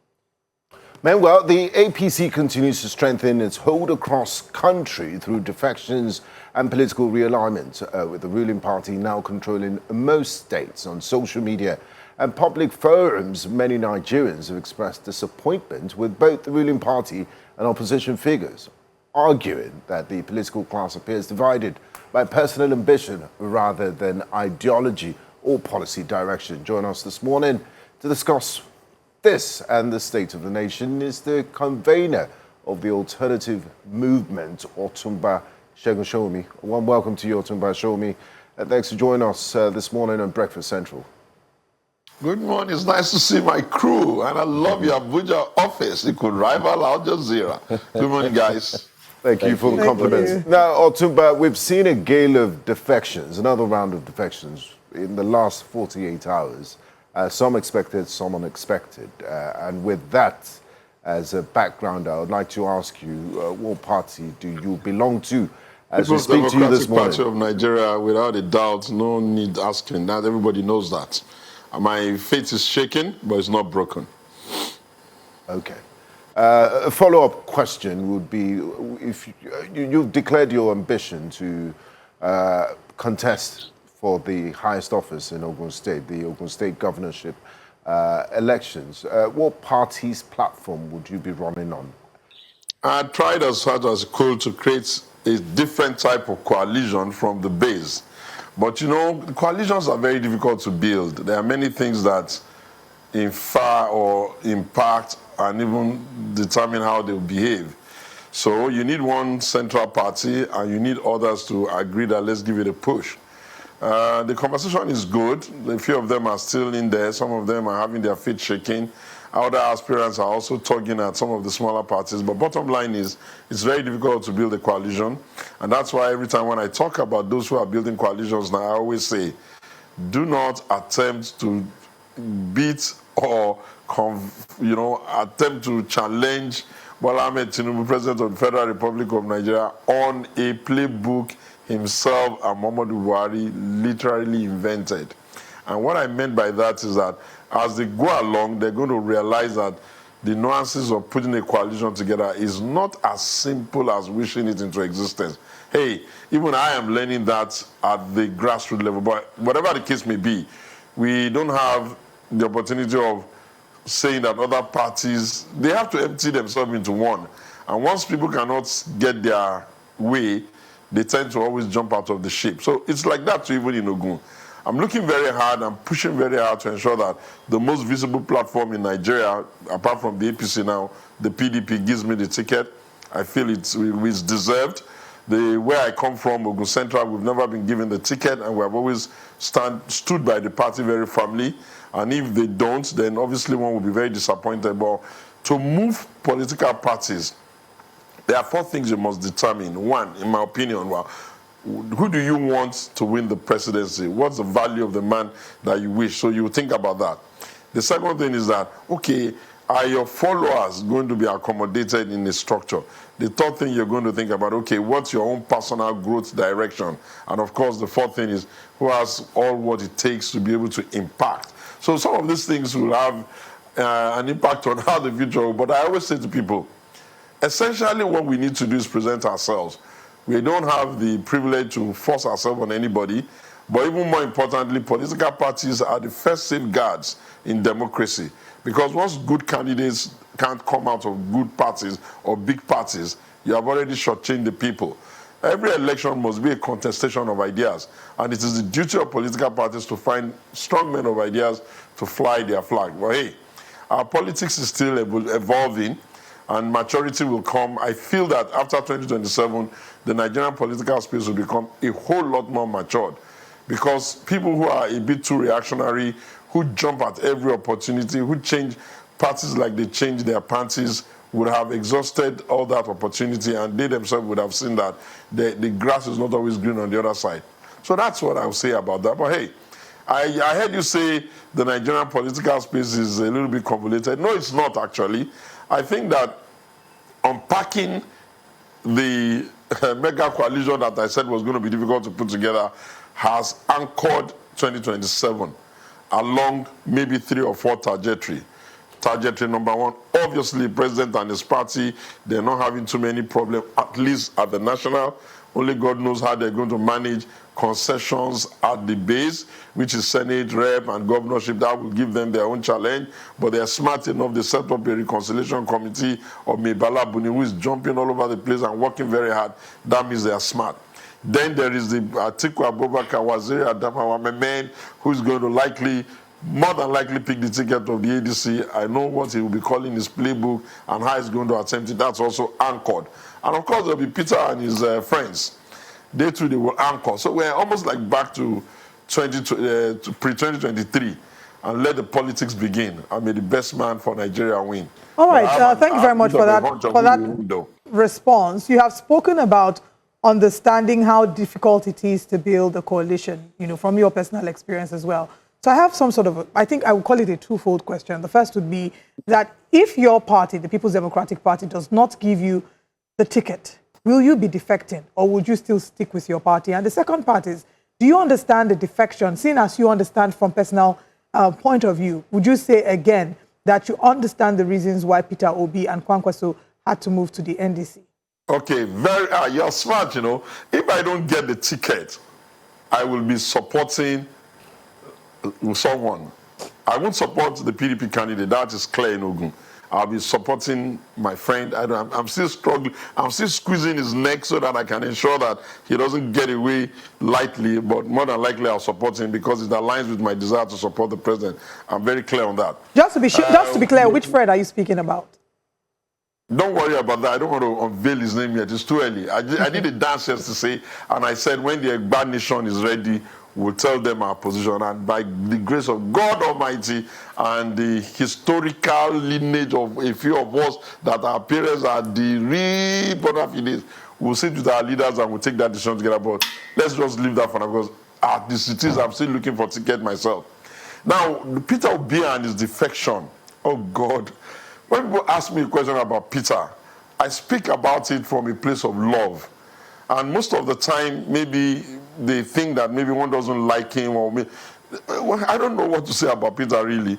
Why did he defect? He defected because of the same reasons why he always defects.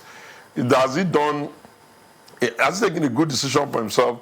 He's the only one that can take that, answer that question. Now that Rabiu has joined him, what is the totality of their strength? As far as I'm concerned, it's almost like, a storm in a teacup. Either of the two gladiators, Bola Tinubu, the president, or Atiku, they will just sieve it up and just drink them. The reason being that you have to know where the potential numbers will come from each person. Let me use the example, Atiku as the example, so that I don't have to say, people don't say that, okay, it's always Bola Tinubu all the time.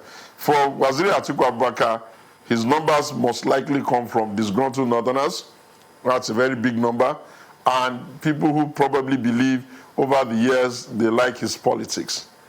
And he may get numbers in some small numbers all over the place, and he'll more than likely be able to do 25% across board. For Ashwaji Bola Ahmed Tinubu, that's the man to beat.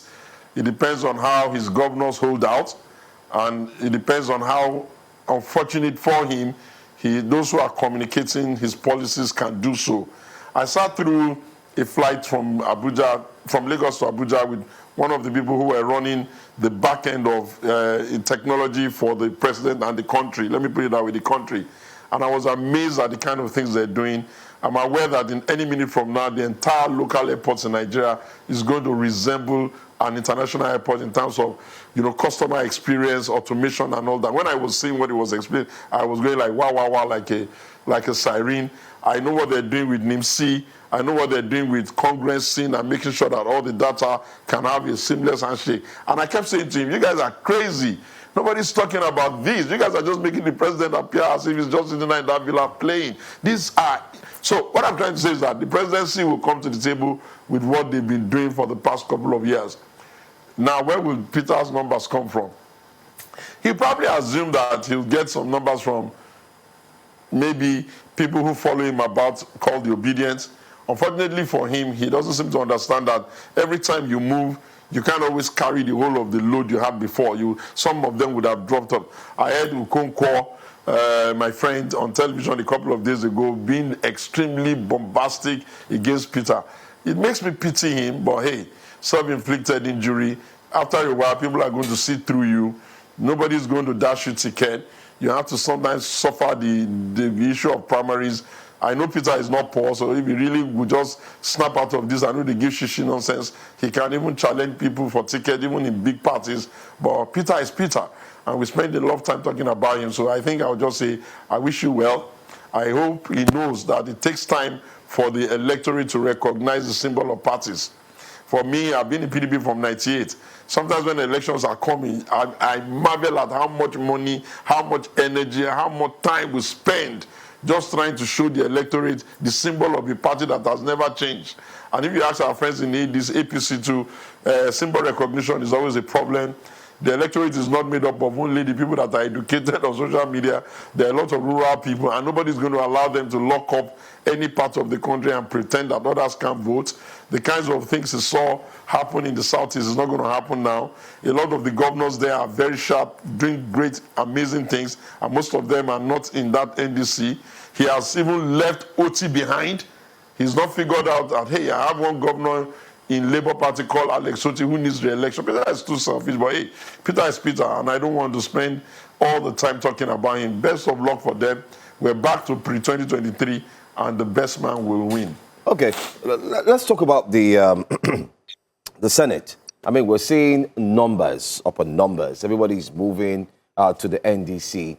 And just this morning, we also heard a member of the APC has finally put pen to paper to resign and move to the NDC. It seems much more like as we edge closer to the election cycle, everyone is trying to pitch a tent with a formidable force. What do you say about other political parties that have remained silent? I mean, we've seen Boot Party, we've heard of Zenith Labour Party, Accord. These parties are quiet. Do you really think, or do you toe the line that parties that are rather too silent or are inactive should, be looked into by INEC as proposed by the Attorney General of the Federation, maybe even, disqualified? Be registered. No, I think that the rules are clear. If you run an election and you don't get a certain number of, wins, or, I think it's with a certain number of polling units, a certain number of what, automatically you get the registered. We can't just be piling names of political parties when they are not able to deliver any significant followership. So INEC should get serious. His election monitoring arm must get more, firm and ensure that there's no opportunity for them to be blackmailed. I think that the silent parties, from my interventions across the country, a great number of them will obviously be in bed with the ruling party. That much I know. There are candidates, they will say they are supporting him for all of the reasons, including the fact that privileges are always better given there.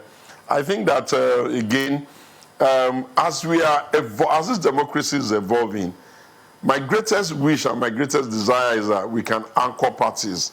And it's one of the reasons why I'm not too unhappy with Waziri Atiku Abubakar. The reason being that I can walk in his shoes, and I know that after this session, whatever be the outcome, if he wins, good luck, he'll go and form government. If he doesn't win, my prayer is that that party he's bringing together now called ADC can anchor. And then we can then start saying, okay, will they stay? What is destabilizing the Nigerian political system and confusing the Nigerian electorate, I'm not talking about the rabble-rousers who sit on social media and abuse people, is that people must get an idea of comfort with the place, familiarity. You can't be introducing a new name every time. It's tedious. People can be learning new slogans every time. It's tedious. And we cannot convert political parties to the fiefdom of human ambition. So it's not as if when I'm ambitious, then I will be so careless not to think about my followers and people that have followed me. Today I will jump. You know, you can't do that. You may consider it, but you have to look well. If I wanted to jump, I really have jumped into the APC. But my fear with the APC is that I've asked myself many times, am I the kind of person that will want to contest an election and somebody will just tell me that they sat down somewhere and they did consensus? How will I feel? And that, I think that after 2027, even the APC itself will evolve to become a bit more democratic. I hope they do. Otherwise, I can guarantee you they will implode. They can manage themselves up to 2027 because they have a president that has the capacity to dispense favor and the instrument of state to get coercion. But if they don't change that rule, I don't know how people will be able to live with that kind of thing for a very long time. But hey, that's their baby. Essentially, what is important for me in Nigeria today is I want the processes to continue. I pray and wish that the reform that has started, they've been to the logical conclusion.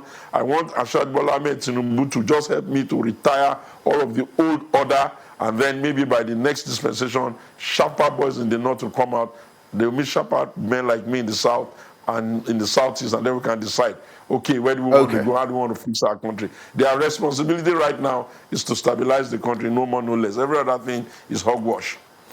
Now, Tumba, show me, I have two questions for you here. The first one is the Waziri Adama factor, the Alhaji Atiku Abubakar. Many have described him as a contestant general, and they say he's the spanner in the wheels of the work. Rude. I wish you would rephrase that. The reason why I said that is that when you have a country like ours and you understand just how difficult it is to even manage contests, manage defeat, behave yourself, not get unnecessarily volatile, not be saying you want to dig people's blood into the Atlantic Ocean, you have to consider you're talking about a human being who spends significant amount of resources. These are not my words. I'm quoting a member of your party, Mazi Dixon Orebu, who described him as a contestant general. But besides that, the point is seen as a clog in the wheel of opposition parties in Nigeria, and the fact that, you know, people were looking forward to a mega opposition in the ADC, and there's a split because Mr. Peter Obi and Rabi Musa Kwankwaso have moved to the NDC. Does this make life easier for the APC, and do you see any political party putting up a formidable challenge? That's one. The second leg of my question is your personal politics, because you are friends with many people in the APC administration. You've gone on tours with the Minister of Works, Mr. Dave Umahi, and your public commentary shows you kind of hobnob, or for lack of a better word, your sentiments are closer to that of the APC. That why don't you just join the APC? That are you doing a Nyesom Wike? You know, your body is in the PDP, but your mind is in the APC. Your spirit, your soul is in the APC. You done? I said, now let me start from where I was stopping before you started interfering. I do not want a situation where I have to sort of like angrily respond to people who are just rude and disrespect people's journeys. Atiku Abubakar has suffered a lot in this democracy, and it is within his right to contest an election if he can find the stamina to do. And I expect people to discuss issues with him and not start bullying him. And I think that is a bit disrespectful just because Peter wants to contest. He has started now. Does he know how many times he will have to contest before he will even make it? So I think you should just tell these people, stick to your campaign and stop disrespecting such a person as that. On the question you asked, why am I not joining the APC? If you had been listening to the interview, I did say that my greatest concern is, am I the type of person that will want to contest an election and someone will just say, we did consensus? That's a very serious concern. And if it's a concern, until I can, you know, convince myself that, okay, I'm able to live with it, then I'm better off staying where I am, and I'm staying in PDP where I've always been. Yes, I think that at my level, after being part of this process for such a long time, I have a right to say that, okay, let's even see whether development is taking place and what area of development.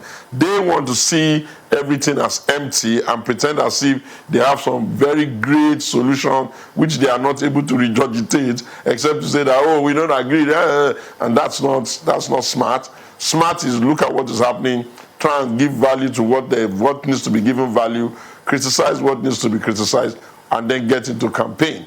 When we get into campaign, then all the boots are, the gloves are off. We market candidates that we believe. And if I don't believe in a candidate, of course, I will then do what I need to do, which is honorable defect, go there, go and support the candidate I want to get and put an end to the nonsense. But hey, don't I have a right to my own self-preservation? Should I not even try to get a ticket for my contest? So don't ask me that kind of question in such a cheeky way.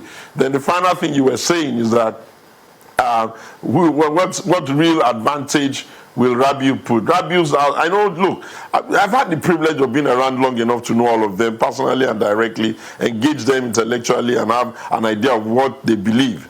In the case of Rabiu, okay, he was strong in Kano. He didn't do spectacularly better than Ganduje.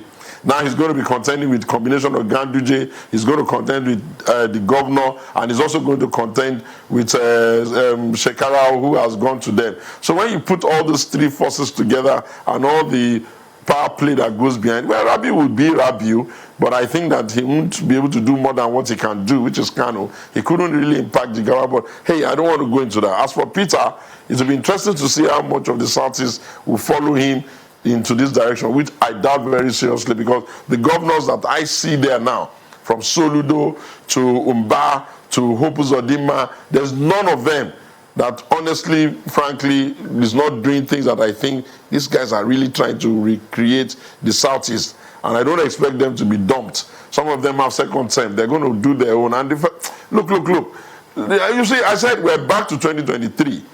So let us wait until the outcome now.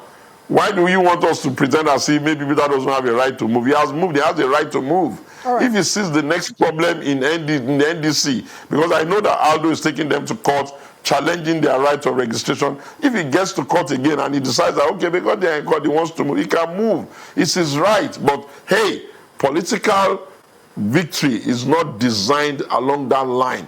You think Bola Tinubu could not have moved in 1990, in 2003 when everybody lost in AD? Or you think he couldn't have moved in 2015 when he finished helping Buhari to become president and he was ill-treated somewhat? You think people don't look anyway? Right. You people in the television house, let me beg you, help us to bring the conversation to issues.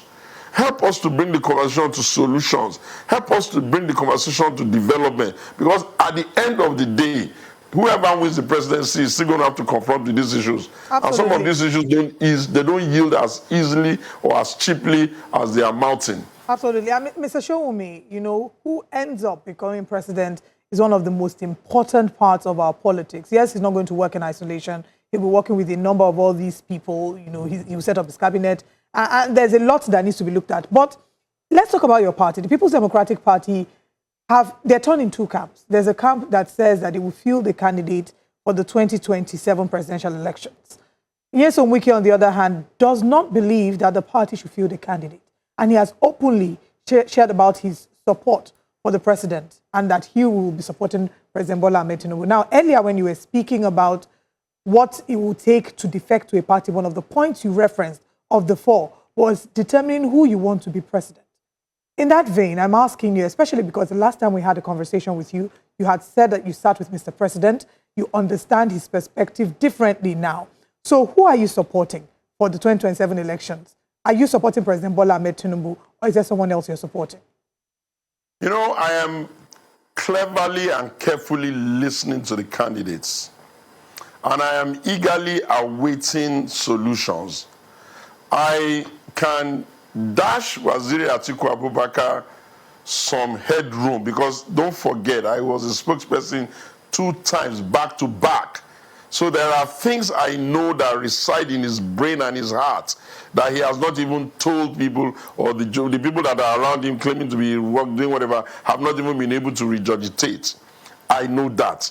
I have followed Bola Ahmed Tinubu and the country's journey from 2019, looking at what we're trying to do and what we're trying to beat, and some of the quiet, restructuring and recalibration of the country. I see that.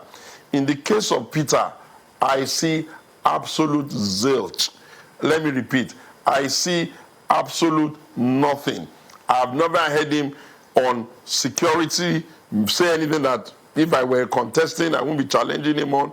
I've not heard him say anything on agri-safe to tell me the data of the land size and Indonesia and Malaysia. I've not heard him say anything on anything. I've not even heard him say anything on social stabilization of the country. So, but I concede that a lot of energy of young people who probably, like they used to say about the African, who love change of government without really thinking about whether it is for good or not for good, but it is his right. He will do what he can. But in terms of who can lead the country, trust me, it is between Asiwaju Bola Ahmed Tinubu and Waziri Atiku Abubakar. And one will obviously beat the other. So maybe I'm looking forward to a contest of, even if they want to do a contest of the presidential candidate, maybe you bring a contest of their spokespeople to come and talk to us on what type of policies exactly would you be bringing to let us know that there is hope. It's easy for you to say that when I get there, I'm going to do this, I'm going to do this. The man that is there is struggling with some things, and those things he's struggling with, I know they don't yield easily. So if somebody is telling me there's insecurity in the north, damn bloody what? If there's insecurity in the north, you want somebody to come there and kill all northerners? You have to go in a clinical manner. Security will be there. Attitudinal change is required. Reorientation is required. Religious leaders need to snap out of their overheating the polity, and their speaking heads need to stop bullying people. Part of the reason why I'm a little bit not fully there is because I'm asking myself, are these people going to always keep coming to the table just screaming and shouting based on what? Our numbers in terms of human capital development and all that is very low. If you interrogate it, it's low because they insist that they're not going to worry about out-of-school children in certain parts of the country. And in some other parts of the country, people are paying a lot of attention to those issues. So, look, Nigeria is a contraption that is trying to be a country. And we have to find a way to make ourselves have some sort of, protocol by which we respect ourselves. I want to quickly go back. I want to go back to something you've said. Mr. Oshiomhole, I want to quickly go back so that we can make the best of the time that we have. Just to go back to something you've said, you believe that it's going to be between President Bola Ahmed Tinubu and Alhaji Atiku Abubakar. And I'm asking you, if you had to give your support to one person, who would that person be? Who do you think has a better chance? Well, I think, like I said, if you are listening well, you need to listen. You see, if you call it now, you will be unfair. Because by this 2026 or 2025 electoral act, they have even created one very big headache. And that is that even when candidates emerge, you have about maybe more than 9 months for the campaign. And 9 months is a very long time. So don't let anybody call something that is still the privileges of the people now. Bola Ahmed Tinubu, the president, has a lot of my support. He would do himself a lot of good to tame the one that likes insulting everybody that is in his cabinet. He would do himself a lot of good to call his people to talk about programs, policy, and explanation, not just be making assumptions that if you have governors in your kitty, you will win. There's a lot you can do there. And for Waziri Atiku Abubakar, he would do himself a lot of good to find someone that can sort of bring the conversation on policy to the table. We just need to make a choice. As for Peter, with the greatest of respect, I don't see how he's going to ever come anywhere close. Okay. I mean, although some of his members will disagree with you and say, well, he came close in 2023, over 6 million out 100 votes. And that's why maybe many thought there would be a coalition to kind of like, join those numbers. But let's look at the umpire right now, the Independent Electoral Commission, INEC itself. Recently, it's been a barrage of issues back and forth. The one on X, which we all know, so far so good. An internal, we'll call it autopsy, using the medical terms, was carried out. And many are still saying, why don't you have an international company to handle this rather than do it yourself?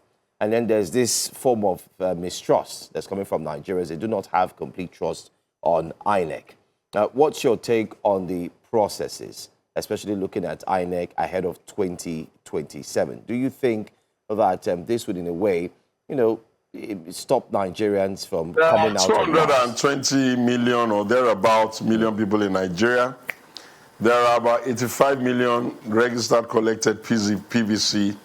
You cannot exaggerate the anger of a few of them to mean the totality of the opinion of the audit of respectability, acceptability, or even belief. So far, so good. INEC has been really trying very hard to stay within what is the law, what is the process, what is the Electoral Act. And one example will make it clear. When they had the status, what do you call that term now? Status quo antebellum. Status quo antebellum. When they had the business of the status quo antebellum, INEC respectfully obeyed. When the court now said reverse that, INEC respectfully obeyed.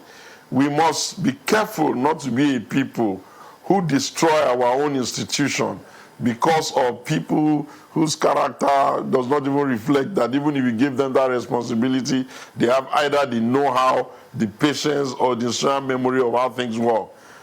I think that there's nothing wrong with INEC per se. On the issue you want to talk about, which is maybe something on X and all that, as far as I'm concerned, it's like you are looking for angels to run institutions. I don't believe angels exist among men now. And that even if somebody had an angelic heart, it does not mean that they will not have a life.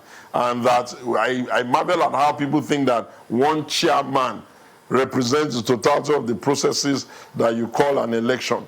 Election is about, the last time, if I remember, it's close to about maybe 12 or 15 processes.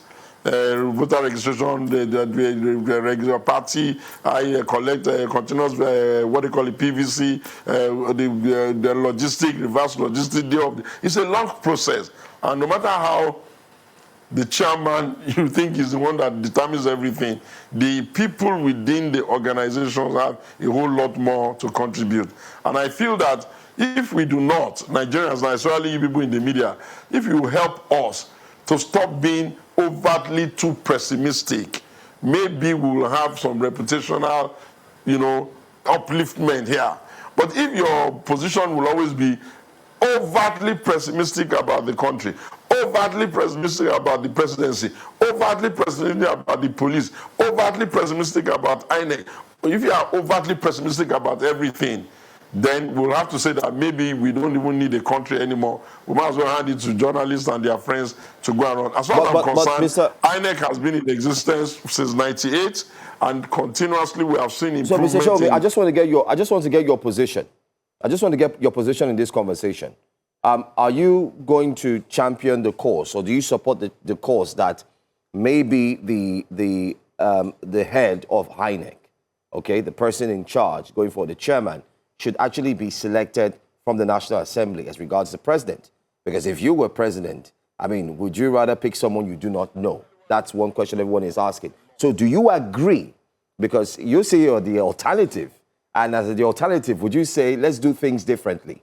Let the National Assembly select. That's one question. And secondly, I just want you to also touch on, while you answer that, to also touch on the fact that, take for instance, the National Union of Road Transport Workers, recently in videos being shown, were giving out bags of rice, and its members were all screaming and singing on your mandate. I'm sure you are aware that the NURTW is saddled with the responsibility to carry out these electoral materials across the country. And this is an independent body again, but they're singing on your mandate. So when you say journalists are overtly pessimistic, our job is to highlight these things so that there can also be sanity. What's your take on that, these two questions? Okay, fine. Let me tell you what my thinking on INEC is and how we should get this leadership. I do not even agree that we should bring people from outside to head an organization that is as technical as INEC.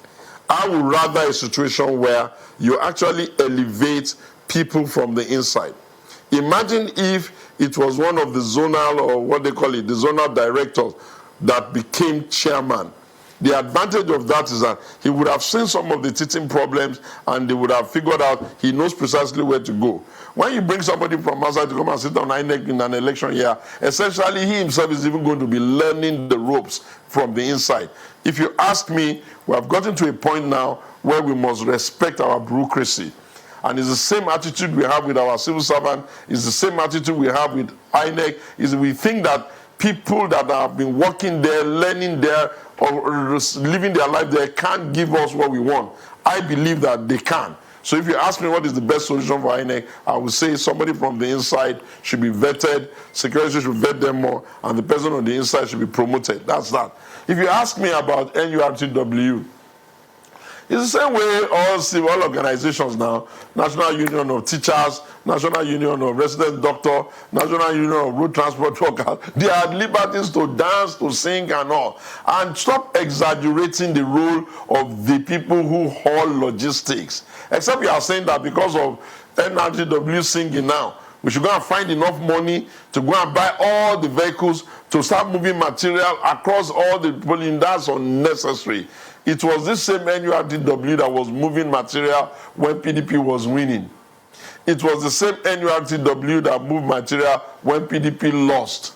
It is the same NURT material that moved material when they did the last election and Ashwani Ahmed didn't win in Lagos. Buhari didn't win in Katsina.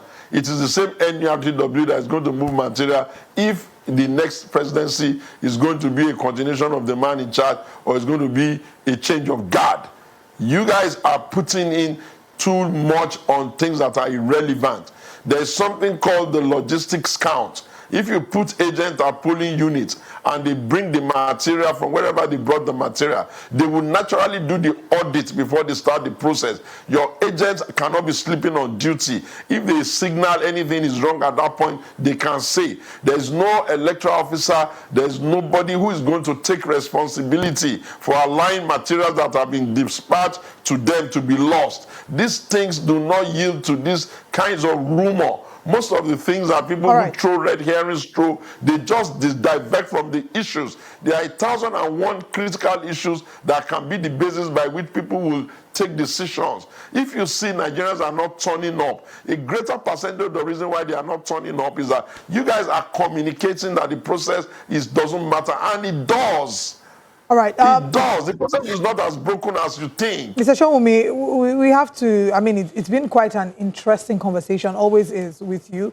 I want to say thank you very much for joining us. The conversation does not end. We know it's getting thicker as we're counting down to the elections. Wish you all the best as you run for office. And we do hope that... I get a ticket first. Don't you want to have me debate? And so that's the wishing you the best we're talking about. Running for office starts by getting the ticket. All right. We wish you a wonderful rest of the day. We need to go to another conversation. Thank you very much for joining us. And in the spirit of going into another conversation, the Ministry of Petroleum has called on workers across both the public and the private sector to exercise patience with the federal government in the light of ongoing reforms aimed at repositioning the economy of the country. The Minister of State for Petroleum, Heineken Lokobiri, made this known as he received executives from the Working People United, an association comprising leaders of the different labor unions and workers from the organized labor, artisans from informal sector, and entrepreneurs. The leadership of the union thanked the minister and the federal government for pains tasked to reposition the country and endorsed President Bola Tinubu's re-election bid. Nothing good comes without initial hardship. But you as leaders know that if some of these hard decisions were not taken, Nigeria would have been, Nigeria would have been bankrupt several years ago. Situation where, we were spending virtually 100% of our own income to service debt. Situation where NNPC uses all the money to subsidize the entire West African region. It wasn't sustainable. You recall that when subsidy was removed, those who protested most are those from West Africa. But today, we just assure you that we will give you all the support that is needed.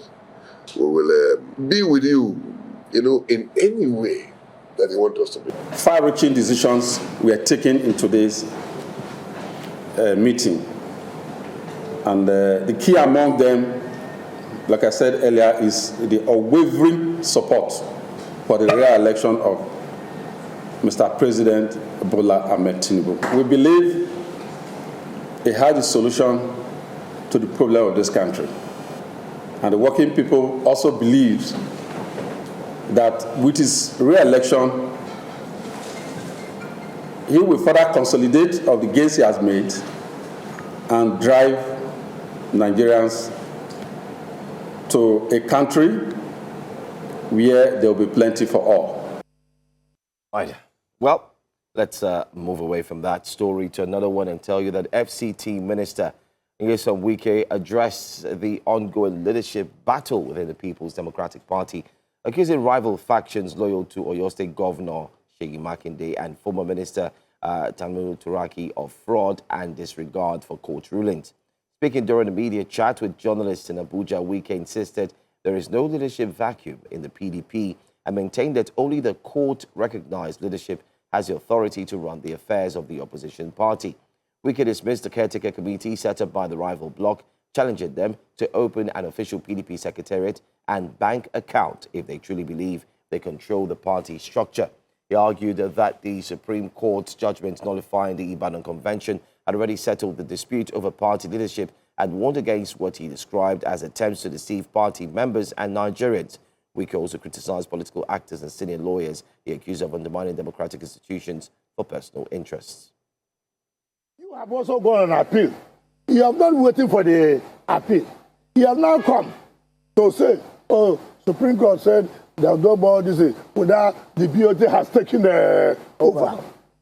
I mean, is it not fraud? They are going to sell form. That is duping Nigerians. And like I said, if really you are sure, like we are doing now, PDP Secretariat, we have given the bank accounts where you pay money. Let Turaki, as a senior advocate, open an account of PDP. That day, that silk will be removed. Let him, I dare him, open an account. Tell Nigerians, tell party people, this is the account where you will pay the money for PDP. Let him go and open. Well, joining us is PDP National Director of Publicity. We have Chinwe Norom, who joins us this morning. Thank you so much, Mrs. Norom, for being with us here this morning to discuss vital issues affecting the People's Democratic Party. Thank you, and good morning, Nigerians. Good morning. Good morning also to the team of News Central. Good morning. Good morning. Good morning.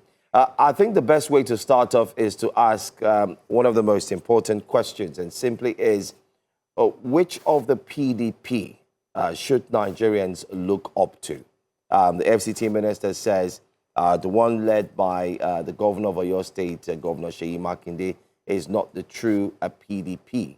Rather, it is what the court has said. And by accounts, there seems to be multiple interpretation of the court's statement. So can you bring us up to speed what the CTC, that is if that has been gotten by the PDP's camps, rather, can you share with us what it says? Which of the CTCs are you referring to? I mean, from the court ruling, because right now there seems to be confusion. Okay. There seems to be confusion. Okay, let me just start very quickly by saying I regret that we came to this point as an organization. And sadly, too, because I wish we never had to get to this point. But here we are. Political parties are organizations, human organizations, and therefore, this is where we are. Disputes must always be there. But there must be a time to begin that dispute and to end it. And in a nutshell, coming out of the Supreme Court last week, I believe, and I still strongly believe, that the issue that took us to that point was laid to rest. So the Honorable Abdurrahman-led National Working Committee is the main body governing the organization right now. So the organization is no longer factionalized in line with the Supreme Court, in line with the court judgments from the Federal High Court to the Court of Appeal to the Supreme Court that's invalidated the Ibadan 2025 Convention.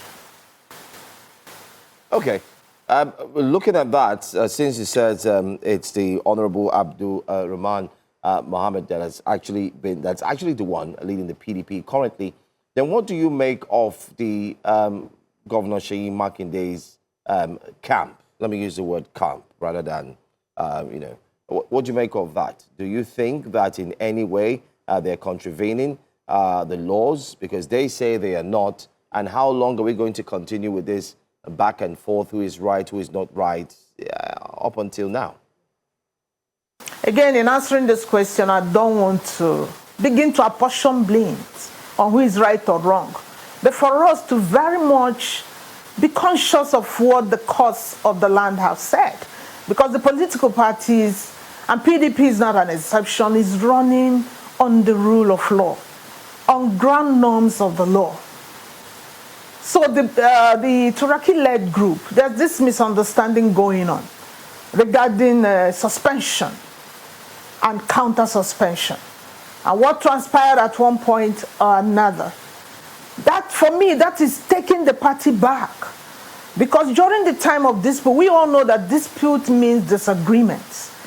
You take an action, another person takes an action, and those actions and inactions, if they are not in line with the provisions of the Constitution, then it is what it is. So, and there's no judgment anywhere from any courts against any officer of the party regarding the issue of suspension. I don't know if I answered your point. Okay, yes. I think I'll just leave it to my colleague. But let's, from your perspective and from what is going on, it appears, I mean, the reality is that there's a fractured PDP. Elections are coming up. We're going to be in elections season very soon. What's the position of your party on fielding a presidential candidate for the 2027 elections? Okay, thank you very much. Again, let me reiterate categorically that the Abdurrahman-led National Working Committee is legitimate, is legally recognized and accepted. And this stems from the Federal High Court judgment of Justice Agomo in Ibadan that first nullified the convention in Ibadan and at the same time recognized the National Caretaker Committee, then led by Abdurrahman, as the only legitimate body at that time to govern the affairs of the party until it can hold a recognized national convention. And that's what transpired to the point of March 29/30, when a legal convention was held. The INEC also was compelled in that very judgment, in that order, to recognize the Abdurrahman-led leadership. And they were on ground to monitor the National Convention of 29 and 30 March 2025. And we have gone past through that. Because the committee then complied in line with our constitution and held the outstanding congresses in 14 states, which was the issue. The issue that took the party to court had nothing to do with leadership crisis, so to speak. It had to do with outstanding congresses that were approved by NEC but never held. But the Abdurrahman-led committee held those congresses before proceeding to the National Convention, where the fresh new leadership of the National Working Committee emerged. And let me also reiterate this fact. If I may interrupt at this point, you've not answered my question on if the PDP is going to field a presidential candidate. We are in opposition, and we are not in any way going to shy away from that. We are selling forms, and the sale of form for the PDP, the legit sale of form for the PDP closes today. Already we have a presidential aspirant that had procured a form, nomination form last Who are these presidential aspirants, if you can share with us, please? That are procured? The presidential aspirant is Senator Professor Sandy Honor. The media carried it. It wasn't, he didn't purchase it in secret. We have a presidential aspirant as we speak, and we may have more before the close of form. I cannot be categorically about that, but we do have presidential aspirant. And as a party, we are contesting the presidency. irrespective of who said what or what had been said. It's a party in opposition, it's the major opposition party. We are not in any way contradicting an individual's position, but we are saying as a political party, as a registered, recognized political party, we are running the presidency, and we already have an aspirant. Okay. Go. All right. You're saying that you are your party is running for presidency, and you already have an aspirant. And just to confirm, again, because we saw in the news that the Wike camp and the Makinde camp were selling nomination forms separately. Like I mentioned, I don't know about our forms. Okay. I don't know where they are deriving that legitimacy from, because I have just cited what happened in the courts. And that's where the legitimacy of Abdurrahman-led is stemming from, down to the Supreme Court. So whatever is happening by the side, I'm not in any position now to talk about it, because it is not legitimate before myself humbly, before my humble self, is not legitimate. Before the legitimate leadership, it is also an aberration. Okay, so I take it that this aspirant you're speaking about, the Mohammed Abdurrahman-led PDP, is also, like many would describe, the section that is being supported by the FCT minister. What do you think the chances of the PDP are as it runs for office in 2027, especially because there's been a lot of internal fractions within the party? Do you genuinely believe that your aspirant stands a chance at the 2027 elections, or is this just procedural? I laugh. Why I laugh is that, remember, when you have a faction, there will always be a support from somebody or from a group. Now, the FCT minister is supporting the group, the governor of Oyo State is supporting the other group, and there's nothing untoward in that regard. So the presidential aspirant we have now is not one that is just a roadside person. He's a Nigerian with a pedigree. In 1999, he served as a local government chairman. He was the state chairman of Argon in his state. He was the deputy president of Argon at the national level. He served as a local government commissioner. He served as a commissioner of Agri. He has held several positions, and he was in the 9th Senate. And the 9th Senate reputed him as an orator of the Senate. He's academically sound. As a professor, I don't need to emphasize on his level of intelligence and academics. He's a professor. That's why I introduced him. I said, Senator Professor Sandy Ono. So he's not a roadside person.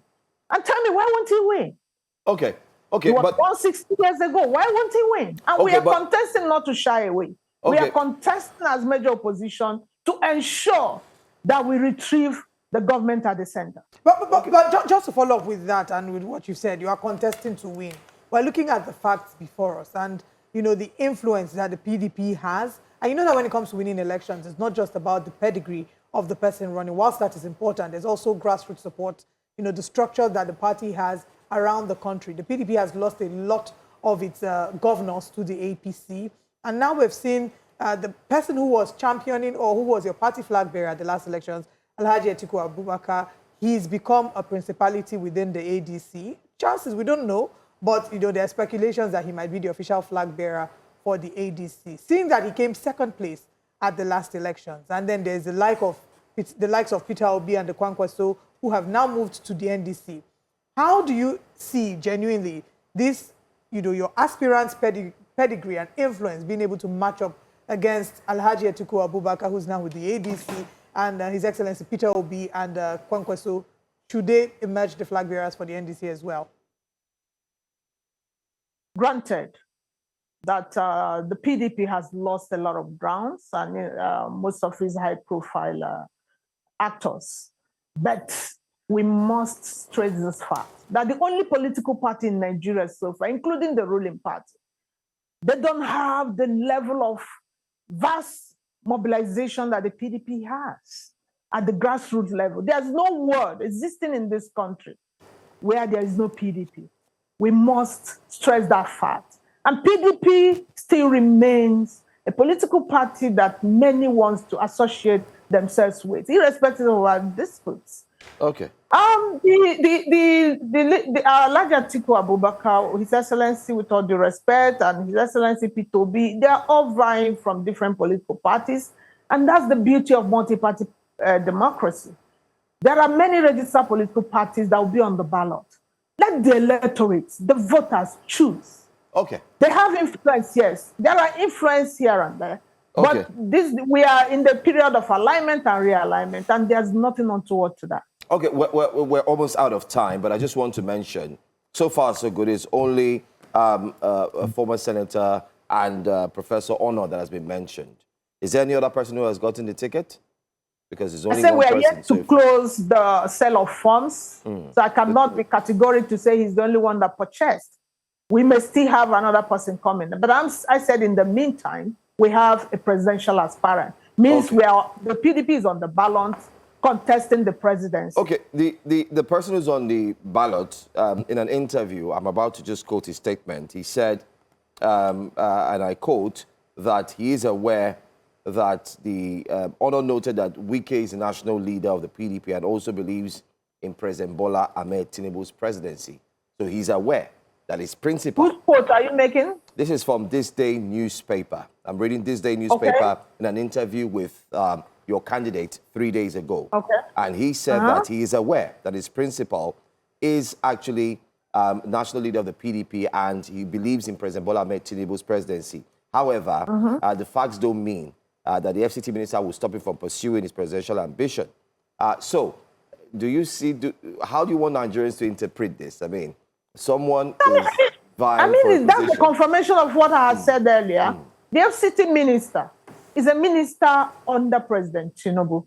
He's a member of the party. As an individual, he has taken his choice. And that's the support of him supporting the PDP and being a principal supporter of the PDP at this point is not in any way overlapping his individual choice. The party remains an organization that is recognized as an entity of the law and is going about his business not based on any individual preferences. The PDP is contesting all levels of elections. The multitude that have trooped into the Wadata Plaza buying form in the last few days testify to this fact that PDP is still very much alive. PDP is still going to be on the ballot, contesting as an opposition party. And this time we are praying that we will bring that alternative governance by retrieving the party, retrieving power at the center. And this has nothing to do with the preference of the FCT minister, with all due respect. All right, thank you so much for talking to us. Director of Publicity, People's Democratic Party, Mrs. Chinwe Norom. Thank you so much. Thanks for your time. Thank you. Thank you for having me. Let's go for the front pages of the newspapers coming up next in a few minutes that we still have left after the break.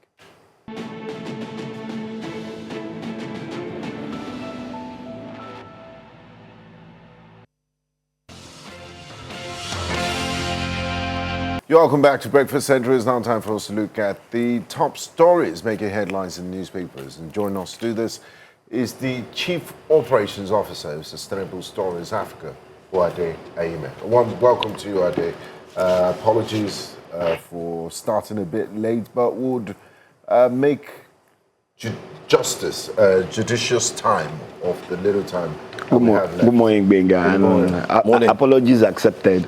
Joe, good morning. I mean, no need to even greet we're in this. sync today. No need. You've already said good morning to me. It's okay. It covers all of it. Wow. We are rushing. There's no time. So we start off with Al Jazeera newspaper. The headline says, again, APC gives Tinubu soft landing. Waive screening requirements for president. I really don't understand what they mean by soft landing. The man is the current incumbent, and if you had cleared him and he won an election in 2023, what are you screening again? Please, let's go on some. Obi Kwankwaso exits will make ADC work harder. That's David Mark saying. And that's his opinion. I will leave it at that. So is there anything that can come out of a fractured opposition? knowing that there's a split. Which opposition NDC, are we talking about? NDC, ADC, APC. So it's might be a three-way contest. Well, sometimes you can reset the bone, when you have a fracture. So maybe they'll find a way to use those sticks and a rope to tie the structure together so that the bone can be reset from the fracture. Arewa Consultative Forum, NEC suspends BOT chairman, orders forensic audit over alleged misconduct. This is a social-political group. And I thought and I thought it was only the parties that had. Yeah. But when I read the story, it's an issue. And it's very serious. Oh yes, it's an issue between the current executive secretary. What's his name again? I can't remember the name. But the fact remains that he's been in office. His tenure has expired. The board of trustees are trying to push him out. And he's the only one. He's been there for 7 years. And he doesn't want to leave. He says, okay, he was going to hand over, that's according to the story, he was going to hand over, let him come in and do his handover. And then within 24 hours, everything changed. He wasn't handing over. And then there was a petition that came, which had not been looked at. And they said there was a meeting of all the members of what's it called? Because the current office has been sealed. It's currently sealed. So they've had a meeting. They don't know, well, they didn't disclose why, so that for security purposes. But that the chairman remains suspended and they're going to do some more investigation. They need to carry out a forensic audit on it. So it's fine. And at the end of the day, like I always say, it's important that where allegations are made, you do the right investigations, and if the person is found culpable, then we would say that. But let it be independent. FCCCPC, NAFDAC signed MOU on consumer protection and product safety. Why are they signing MOUs? It's part of their constitutional responsibilities. They should be actively doing this. Well, it's only in Nigeria that I know that government agencies that are interlinked are always signing MOUs for different things, and it just beats MOU is what is raining now. Yesterday we signed NNPCL with NNPC and Chinese. The refineries that will never work. That's a curse. Don't be pessimistic, you're saying the same thing former President Obasanjo said. Let's be positive. Mr. Shegun said we should not be pessimistic. You are being pessimistic. Who said so? Mr. Shegun sorry, not Shegun. Otuba Shegun Showumi. Otuba Shegun Showumi that I was listening to. Yeah. No problem. Like you said, everybody has his opinion, but that doesn't mean that we shouldn't state some facts. Like he said, but saying that it's a mutual equity partnership, that it will never work. Partnership. Meaning that if it doesn't work, the Chinese company will not get their equity. Let's quickly talk about this. Under the last administration, $12 billion went down. Gone. This administration, we've already spent $3 billion. So in the last 10 years, we spent $15 billion on refineries that still have not produced anything. And you want me to believe, and you say, oh, stop prophecy. It's not a prophecy. It's the reality of what we see on ground. You spend $15 billion in 10 years. That's an average of $1.5 billion every year. If you had put that in education or you had put it in health, we know where it's going to get to. And it hasn't produced. And we're all dancing around the biggest refinery in Nigeria now and say, oh, that's the new Messiah. Oh, please, let's always try and I dislike it when people say, when you have an opinion. He had so many opinions I didn't agree with. Are you with me? Mm-hmm. Like when he said, and I was listening to him, that the only two people who can move Nigeria forward is the current president and Atiku. And I heard that, and that's his opinion, and he's free to make that. But for him to say people shouldn't pass an opinion that they are disrespecting Nigeria or they are making Nigeria pessimistic. Go back. Pessimistic about what? About the realities that we see? Well, the realities of today can change tomorrow. But let's move on. Let's move to the one real thing I really want to I think it's not in the leadership. I think it's in this Nigeria about subscribers. Yes. 1 million that Nigeria's active voice subscriber in Nigeria telecom sector hit 179.6 million in Q4 2025, according to National Bureau of Statistics. And that was an 8% increase from 2024. And when MBS starts to provide this kind of data, that's voice. Let's even look at internet subscribers that went up by I think about 6.38. Are you with me? And you look at the states that have internet subscription. Lagos leads. The list is Bayelsa and I think Ebonyi and Ekiti. there are over almost 150 million Nigerians that subscribe to internet in 2025. But people will tell us that we cannot run an election because, oh, there might not be internet in some spaces.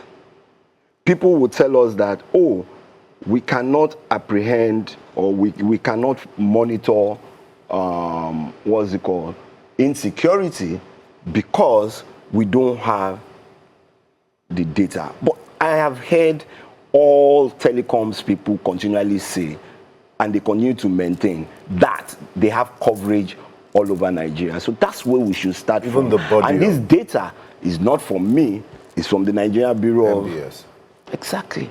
Okay. So when exactly Olive, your number is there. That's your Chinese phone that has 4 SIMs. It's also part of the statistics. Thank you very much for telling me. And I like this one. FG bans Dr. Prefix. I love it so much. Honorary degree holder. I love it. If you want to, if you like the name Doctor, go Dr. Wade. Go to school. Dr. Wade. You see, you know the beauty of things, and I've He abused too many things. No, and I've written about it before.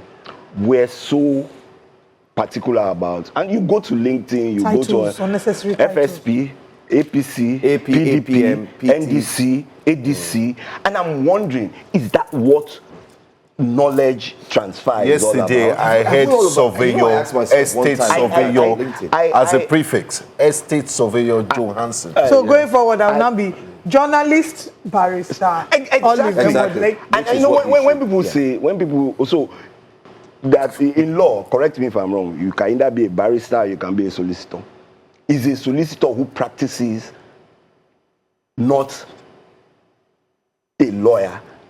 Those solicitors, you are a barrister because you go to court.